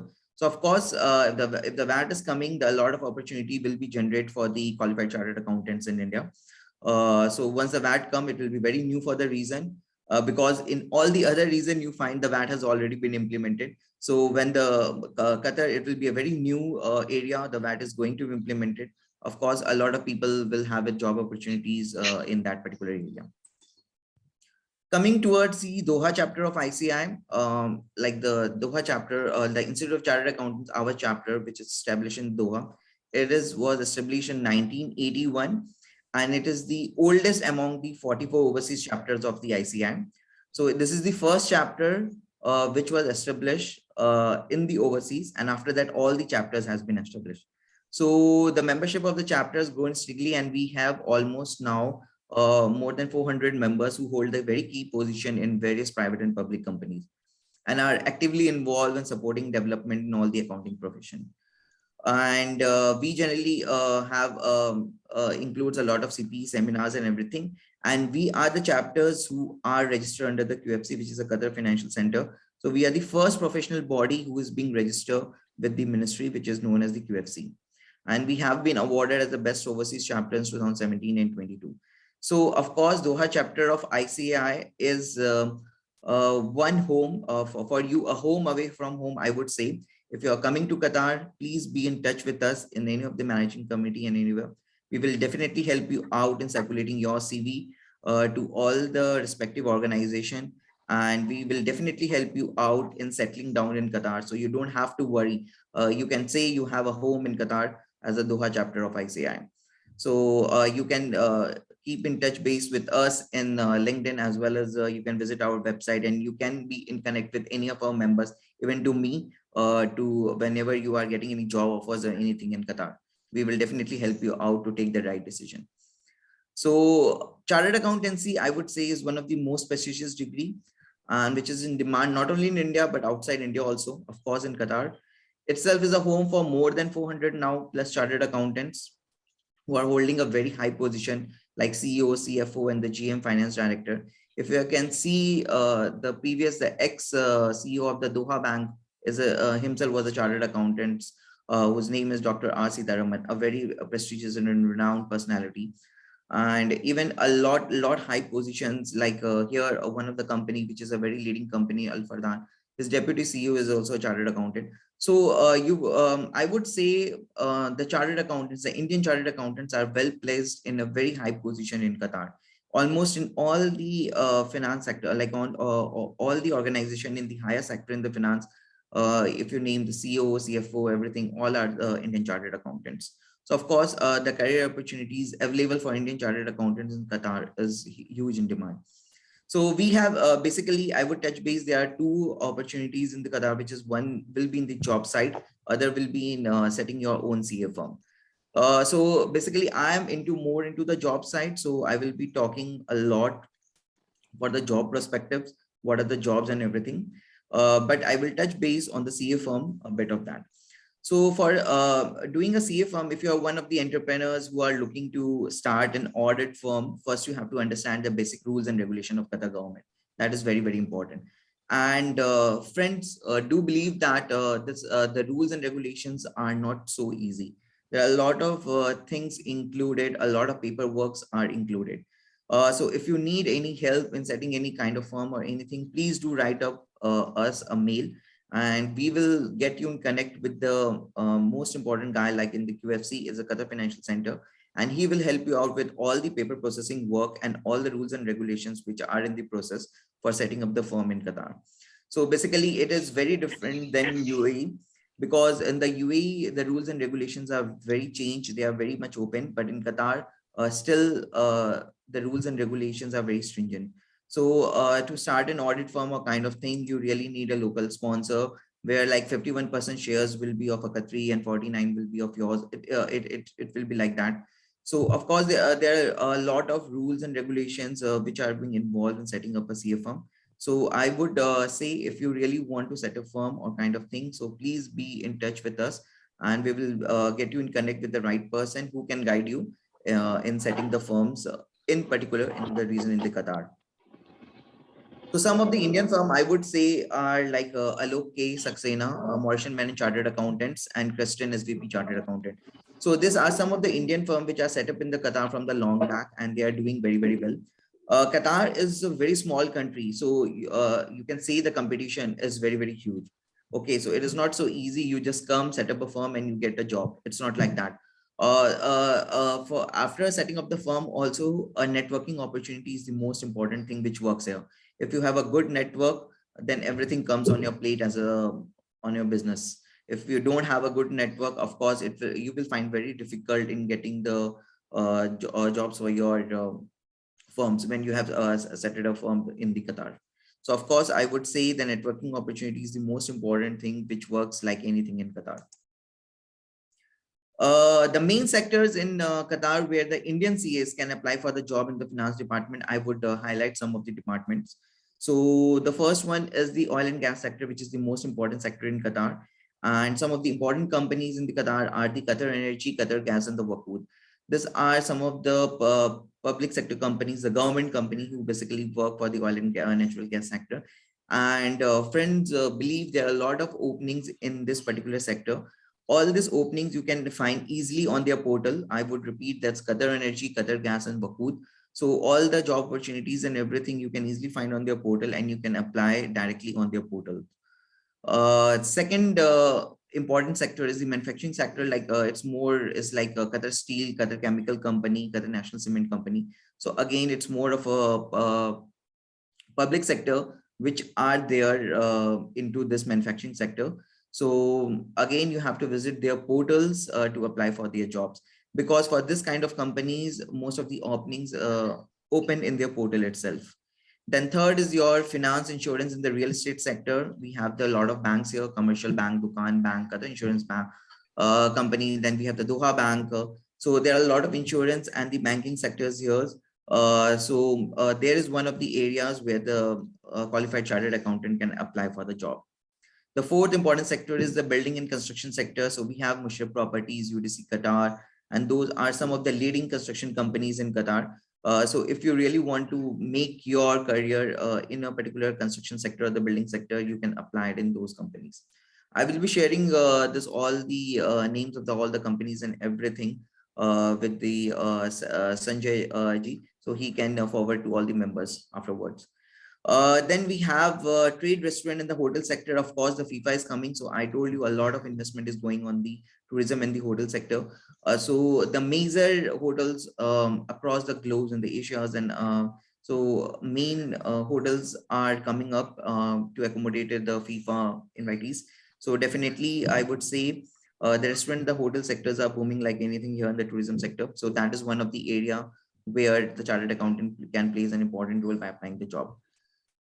Sixth sector is your transport sector, which is basically we have the Qatar Rail, Muwasalat, and the Qatar Airways. These are the main three transport where everything is managed within the country. So if you want to make your career in the transportation sector or something, so these are the three important companies, I would say: the Qatar Rail, Muwasalat, and the Qatar Airways. Then we have the telecommunication sector. If you are from a telecommunication background and if you want to make a career, so we have two networks which works here, which is a Vodafone and the Ooredoo. So these are the two important companies where the telecommunication sector works. Then we have the electricity and the water sector, which is the Karama. It is totally managed by the government. So the Karama is the only company where all the electricity and the water sector is generally applied.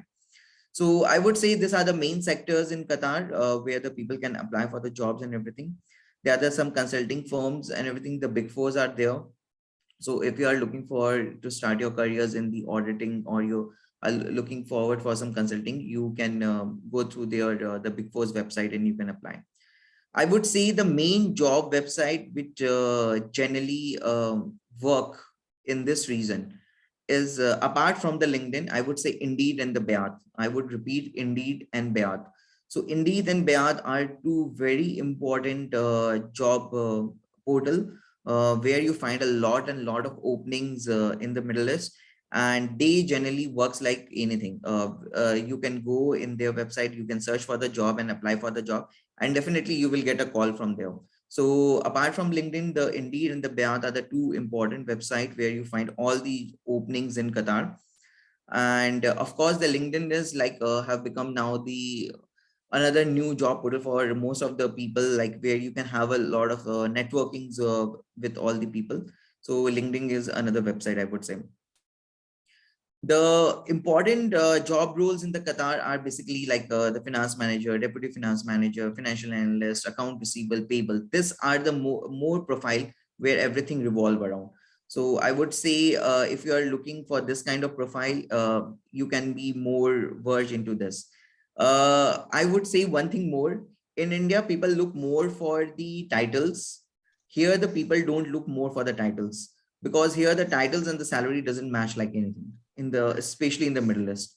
So you have to see what is the job profile and everything which you are okay with that, so you can apply accordingly. And the important website in Qatar, I would say, is the Hukumu website and the Dareba website. The tax website in the Qatar is the Dareba. Its name is Dareba. So where you find all the important rules, regulation about the taxations in the Dareba.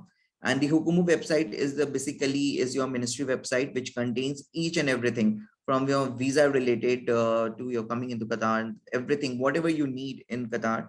So I would say that this two website is very most important.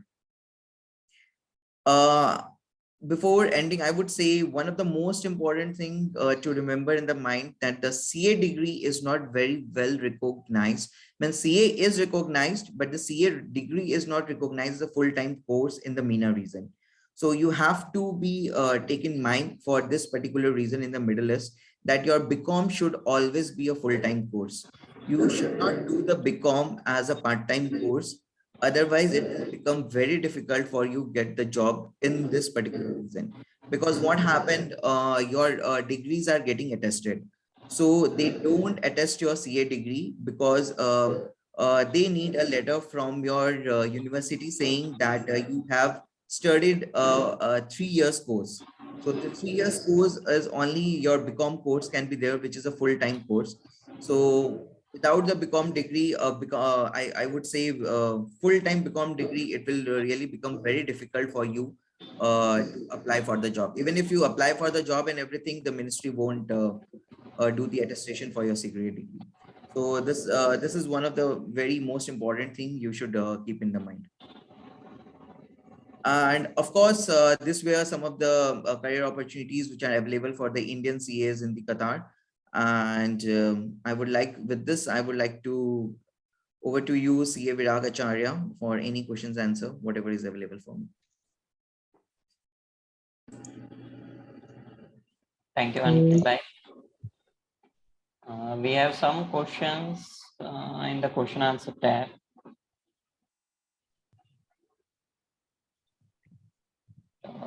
First one being,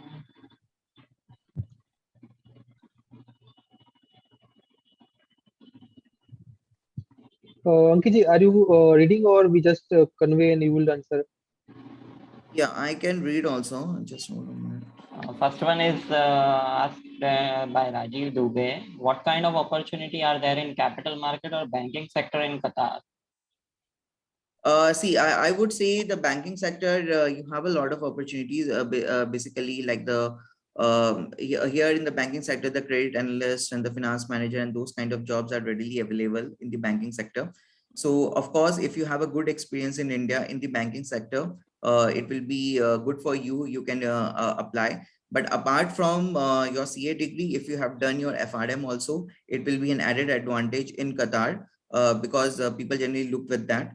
And if you have done your AML course and kind of things, so that will also will give an added advantage in the insurance sectors. So of course, the banking sectors have a very good opportunities in Qatar. Next one being, yeah. Where to search job? I think you listed.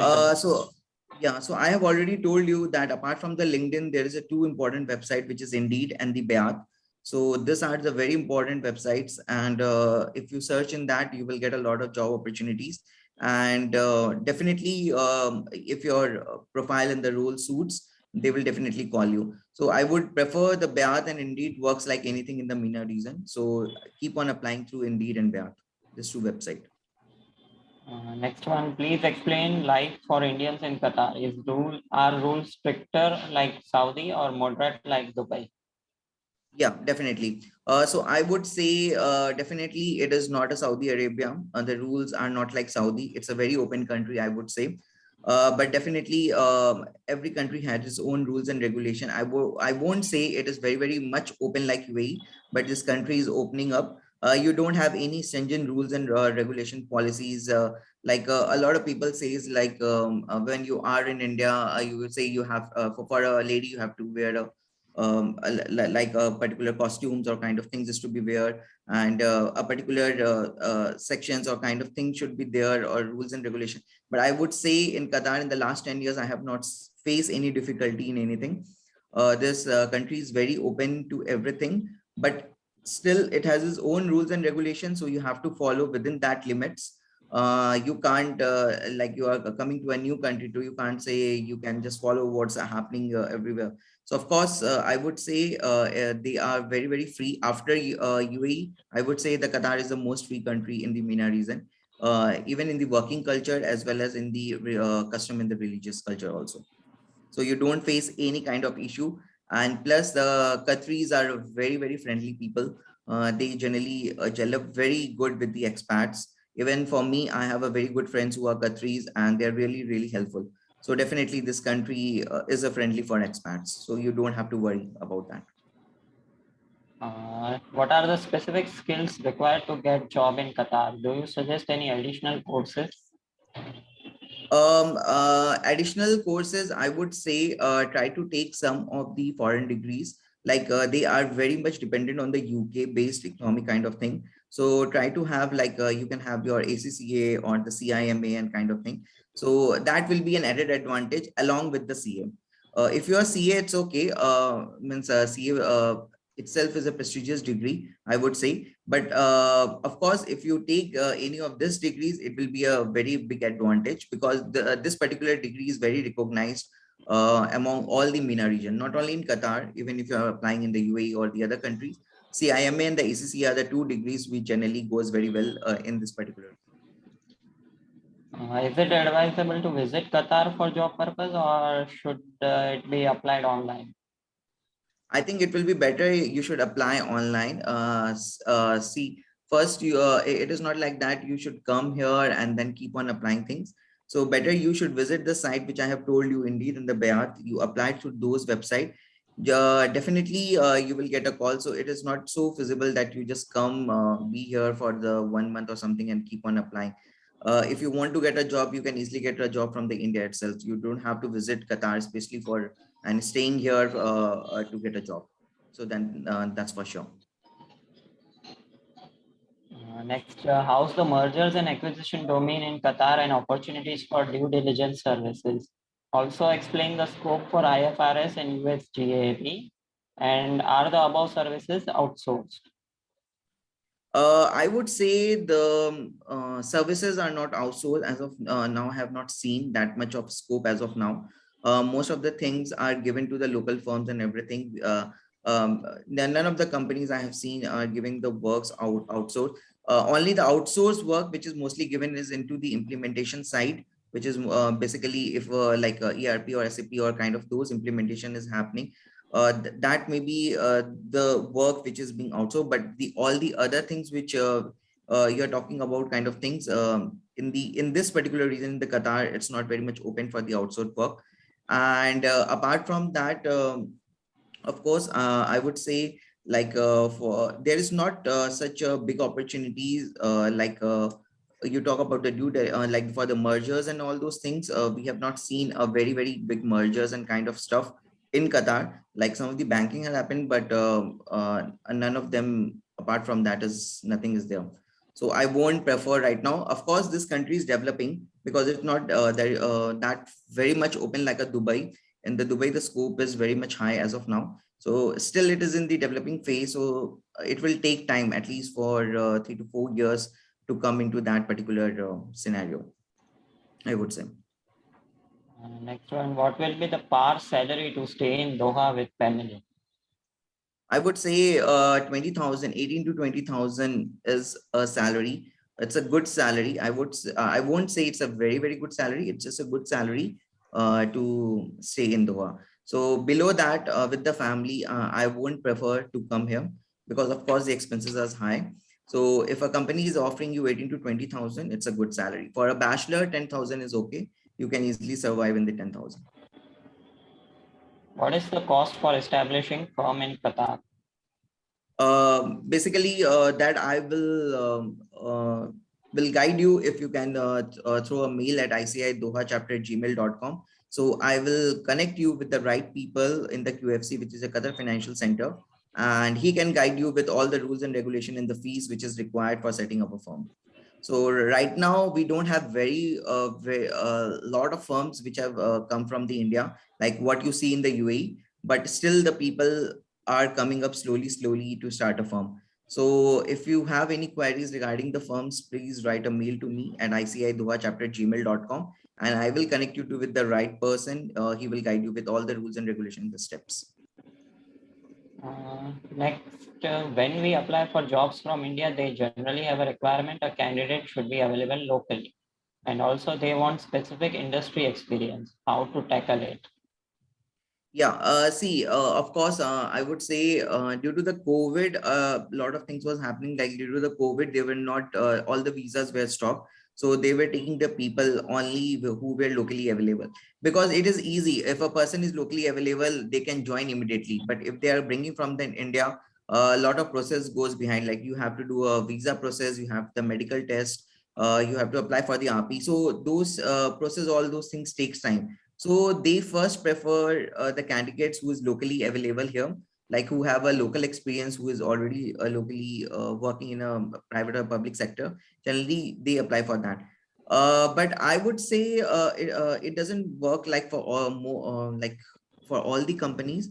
In some of the companies, still the visas and everything is now opened after the COVID. So now I have seen a lot of my friends are also coming from India to Qatar for the job opportunities. So I would say now you keep on applying through the Indeed and Beat, and you will definitely get the call from India itself.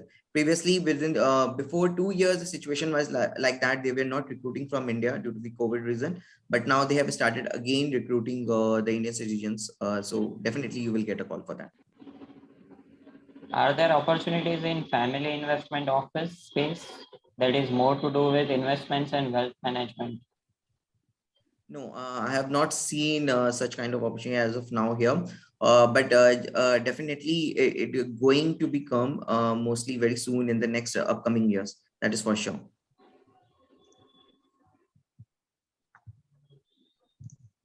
Can a CA with experience in practice in India of more than 8 years can get a good job in Doha? If yes, what can be a good salary to start with? I would say CA with in India with a practice of more than 8 years, definitely you can get a job in Doha, and good salary to start with the 8 year experience. I would say, of course, it will be around 20,000, 20 to 22,000 would be a good salary to start it off.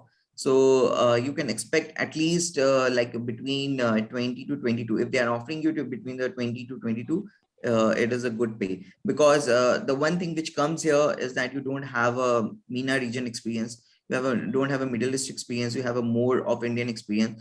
And Indian experience, you generally deal more into the taxation and all those things. So taxation, there is no tax and everything, so it doesn't work too much. But of course, with an 8 year experience, you may be having an experience in the audit and all those things. So which that you can land on a job with 20 to 22,000. How the education for kids work? Does employer sponsor, or what will be It's yeah, it's all depend on the company to company, I would say. But in the most of the companies, your education for the two kids are taken care by the employer. And we have a lot of Indian school. We have Delhi Public School, we have Indian Modern School, we have Birla Public School, and now we have a university from the Pune, which has also opened. So you don't have to worry on the Indian schools and everything. We have all the Indian schools where we have the CBSE, SEC boards for the children. And definitely for most of the companies, the education for the two kids has been taken care by the employer, or they give you the allowance equivalent. So it's like that. Okay. Question answers are complete. Now I would request. Ronak bhai, Yes. there are some questions in chat box also. So you may consider Okay. it. Let me see.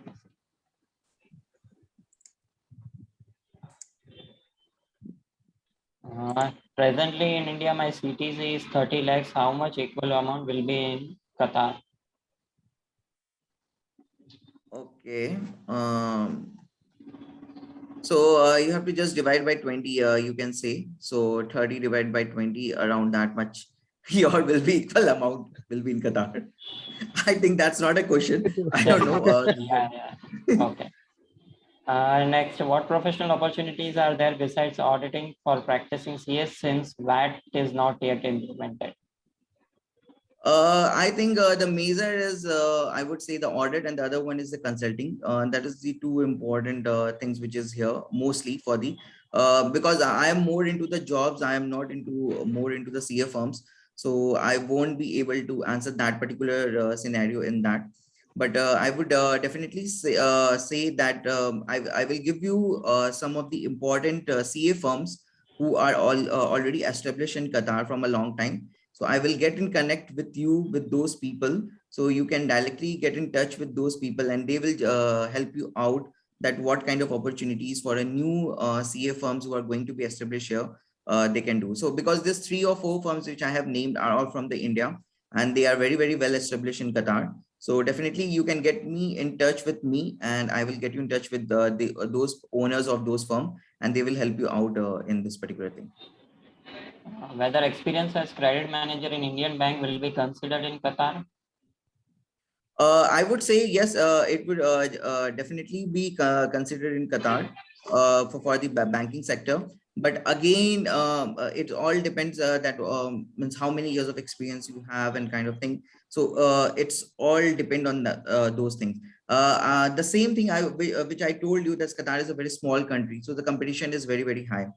First, they look for the local candidates, of course. If their candidates and all those things are available and kind of thing, they generally recruit those people. If they are not there, then they generally consider the people from the outside. And in the banking sector, it's depends mostly like that.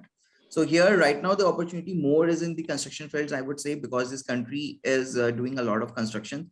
So if you are from a construction sector and kind of thing, generally you can come here, because in the next year 2023 a lot of very big projects are coming in this country after the FIFA. So definitely a lot of opportunities will be there in the construction phase, because I would say in the UAE the construction is more in like UAE has reached to a maturity level, like a saturation thing has come, but Qatar is still in the developing phase. So a lot of developments are happening in these things. So definitely you have a lot of opportunity in those particular sectors. Next one, what is the opportunity for a chartered accountant who is a science graduate, since you stressed on commerce degree? See, even if you are a science graduate or a commerce degree, I would say like a person who is a CA, like who is a science graduate can also take a CM. So if you are if you are doing CA after taking your science graduate and everything, they have the same opportunities like what you have for the commerce graduate also. So there is nothing like, there's no difference in that, I would say. Next one, should one consider UAE over Qatar in case of direct and international tax domain experience? Experience already obtained in India, since there is no corporate income tax in Qatar. I would say better you should consider UAE in that case, because the UAE market is a bit open right now. In case of that, here you can look more forward towards the job opportunities, mostly in those sectors which are booming here, like the oil and gas sector. And then you have the construction sector. So those sectors which are not available in Dubai, you can look for more those sectors in this part of the region. Like this country is very rich in the oil and gas. So of course, there are a lot of opportunities in this, whereas in Dubai, they don't have the natural resources like the oil and gas. So of course, in that particular sector, which is a booming in this country, so this particular sector you should look upon. Thank you, Ankit, sir. I think we have completed most of the queries. Now, I would request the Arpit Kabra, Chairman, Professional Development Committee of WRC of ICI, for formal vote of thanks.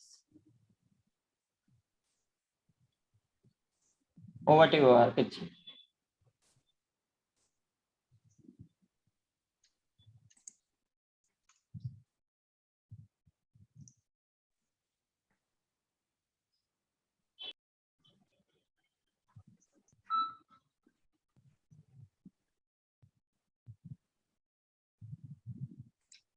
Yes, Sukrit. Am I audible? Yes, Everyone? yes, audible. Yes, Right. audible. Sorry, I just missed the last part. There was a wonderful question that was going on.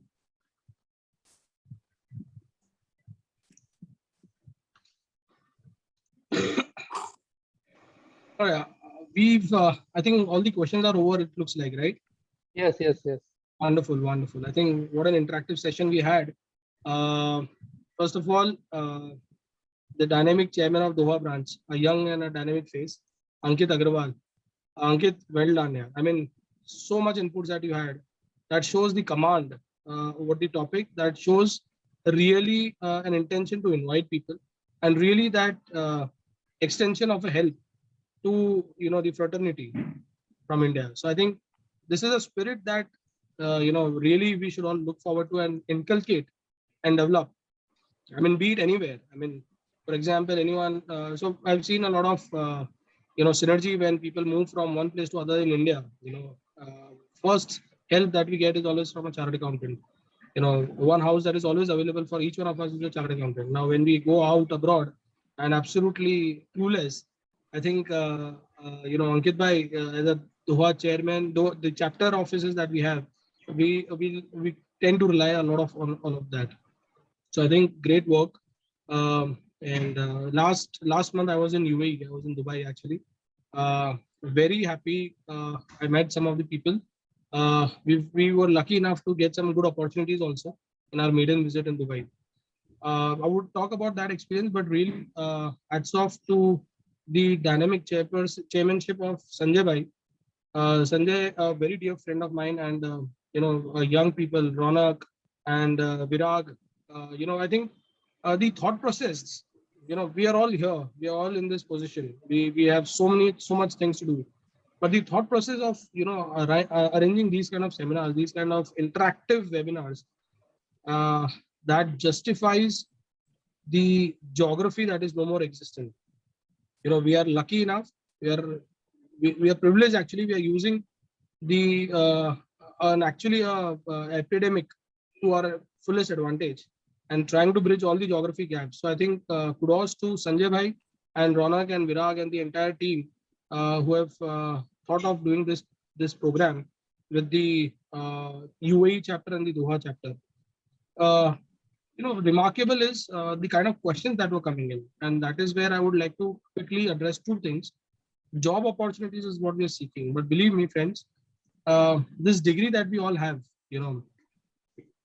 opens up an opportunity like unheard of ever before. As Ankit Bhai mentioned, FIFA, two big events which are knocking on the doors of Doha. And, one thing that I would like everyone to even talk and think about is what even gave us this opportunity and opening in Dubai, UAE largely is. So there is a lack of, there's no body kind of MCA kind of body there. There is no Ministry of Corporate. We don't know who are the related parties. We don't know who are the connected parties. In fact, so much of infra development that is happening. So since I'm into stress assets, I'm into forensics. We do a lot of this. So some companies of UAE, we've done forensic for them, their Indian counterparts. And that led us to audit trail and money trail in Dubai.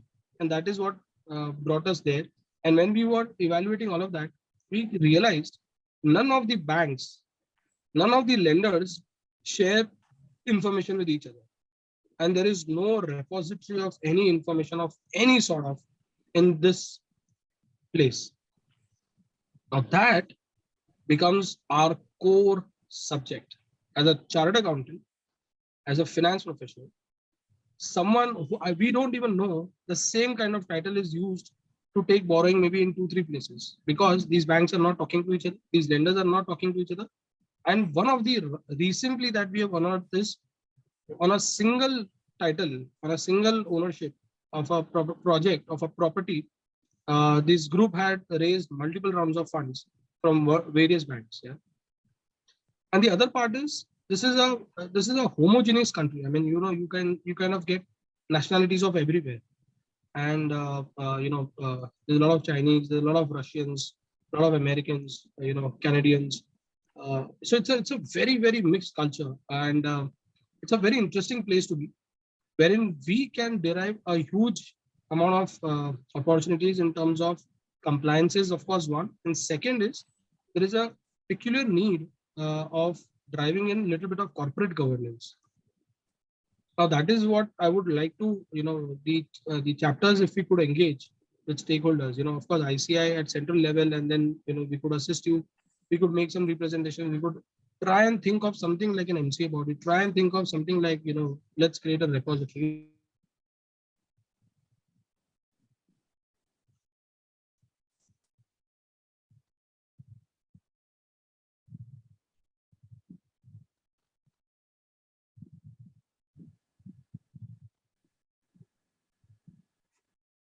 And happiness, and one of the other kinds. So these three unique ministries, and believe me, all of these three, we as young chartered accountants from India who have seen and done so much of work in different spheres of economics and other finance aspect could really work wonder. And I'm really happy to share one of the companies that I know are now working directly with the Ministry of Artificial Intelligence with the UAE. They've been invited there to provide some solution for finance, and they've been engaged very effectively.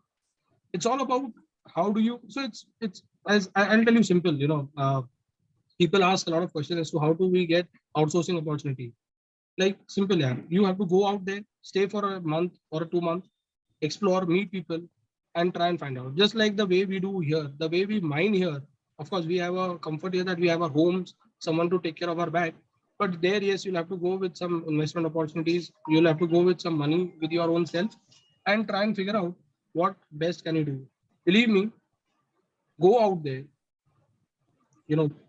spend some, invest something. Automatically, you will come out with some of the. Our minds are trained in a manner that we could look at some opportunities. So I think AML is one of the things. Anti-money laundering is one of the most exciting things that is about to happen in UAE. Not that I'm here to take a session on that, because already we've got two wonderful speakers who have spoken about it. 1 second, please.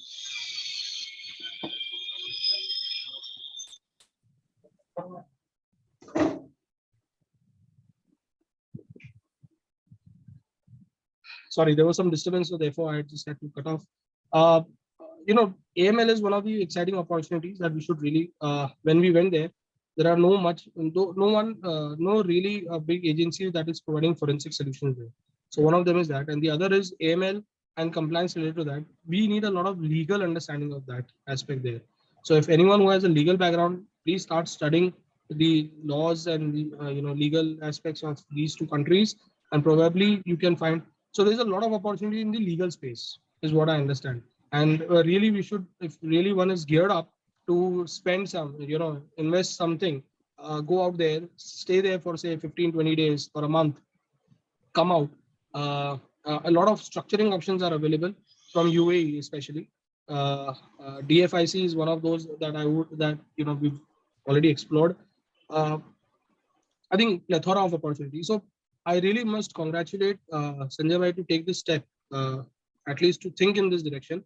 And what a wonderful response and reciprocation by both the chapters chairman. I think Chaturvedi ji and Ankit Bhai, both young people. And I think the entire frame is full of young people now. So that shows the empowered mindset, and that we are not here to have a intention. It's more like doing it, creating capabilities for anyone, everyone. You need to just raise your hands, step up, and reach out. And probably you will see the wonder of stars working for you. Things will start happening automatically to you. Very, very well construed program. And I must also really congratulate the chairman of WIRC, Murtuza Bhai, to encourage this entire series. And what we've thought of is let's do this with each and every chapter possible. And I don't know, Ankit Bhai, how do you feel when people from India reach out to you? Do you feel it's unwanted? Do you feel unwelcome, or do you feel really good about it? Please share that so that people will keep that in mind before disturbing your harmony. It's important to understand the mindset of someone who is gonna receive us. We've had a wonderful experience whenever we've reached out. So especially Nigeria, parts of other African countries. Australia, New Zealand also. I think it's a pleasure to be there. And if we could set up some really good capabilities, we can really explore the horizon. Absolutely. So I think thank you for inviting me as a part of the Professional Development Committee, the PDC Committee of WIRC of ICI. It's our endeavor that we are trying to do these kind of programs at root levels. Every branch gets involved and we reach out to all the chapters possible. And under the guidance of Murtuza Bhai, I think we want to ensure if at all there is something for us, let's go out and grab that piece. Yeah. I think wonderful, Sanjay Bhai. Congratulations once again to the entire Gandhidham branch. Ronak and Virag. Virag, I can't see Virag, but Ronak, well done, yaar. Yes, thank you, Anurag. And good show. I think itne questions lena, and everyone is talking about. Smile थोड़ी कम रहेगा ही. So I think wonderful, and Ankit bhai, really hats off, yaar. Thank you so much.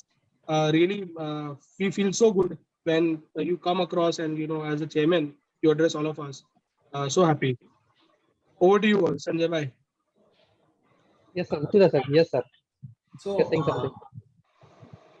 congratulations first to the chairman of PD committee at WIRC, Arpit Kabra, and even to the chairman of Gandhidham branch, Sanjay, for taking lead on this one. So last Saturday only, the PD committee had organized a physical program of CPA Australia. And that is when I also learned for the first time that एक ही paper देना है, एक paper clear करेंगे तो I can become CPA from Australia. Okay. And once you have that qualification, it becomes that much more easy to go and get a job there. It becomes that much more easy to go and start a practice also there, because there is really a shortage of accounting professionals there.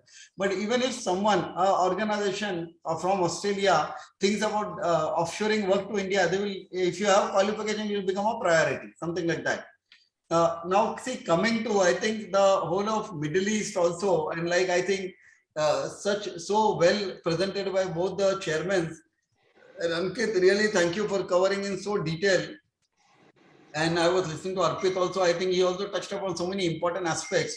See, friends, after COVID, it has become that much more easy. Pehle kya hota tha कि people wanted and Indians had to travel for assignments and be there physically in all these countries. Now, during the COVID time, no one could travel. So even largest of large organization, Qatar, agreed that someone can front end and let people sitting in India do the work. तो क्या हो गया, India में बैठ के हमने policy procedure लिखा है, इंटरनल फाइनेंशियल कंट्रोल का डिजाइन बना है, आरसीएम, तो हमने इधर बैठ के टेस्टिंग किया है, इधर बैठ के इंटरनोइड किया. अभी all data storage, sharing of data has become so very easy. The biggest advantage was during the COVID time, so much data came from so many of countries to India, and there was no problem with the data security.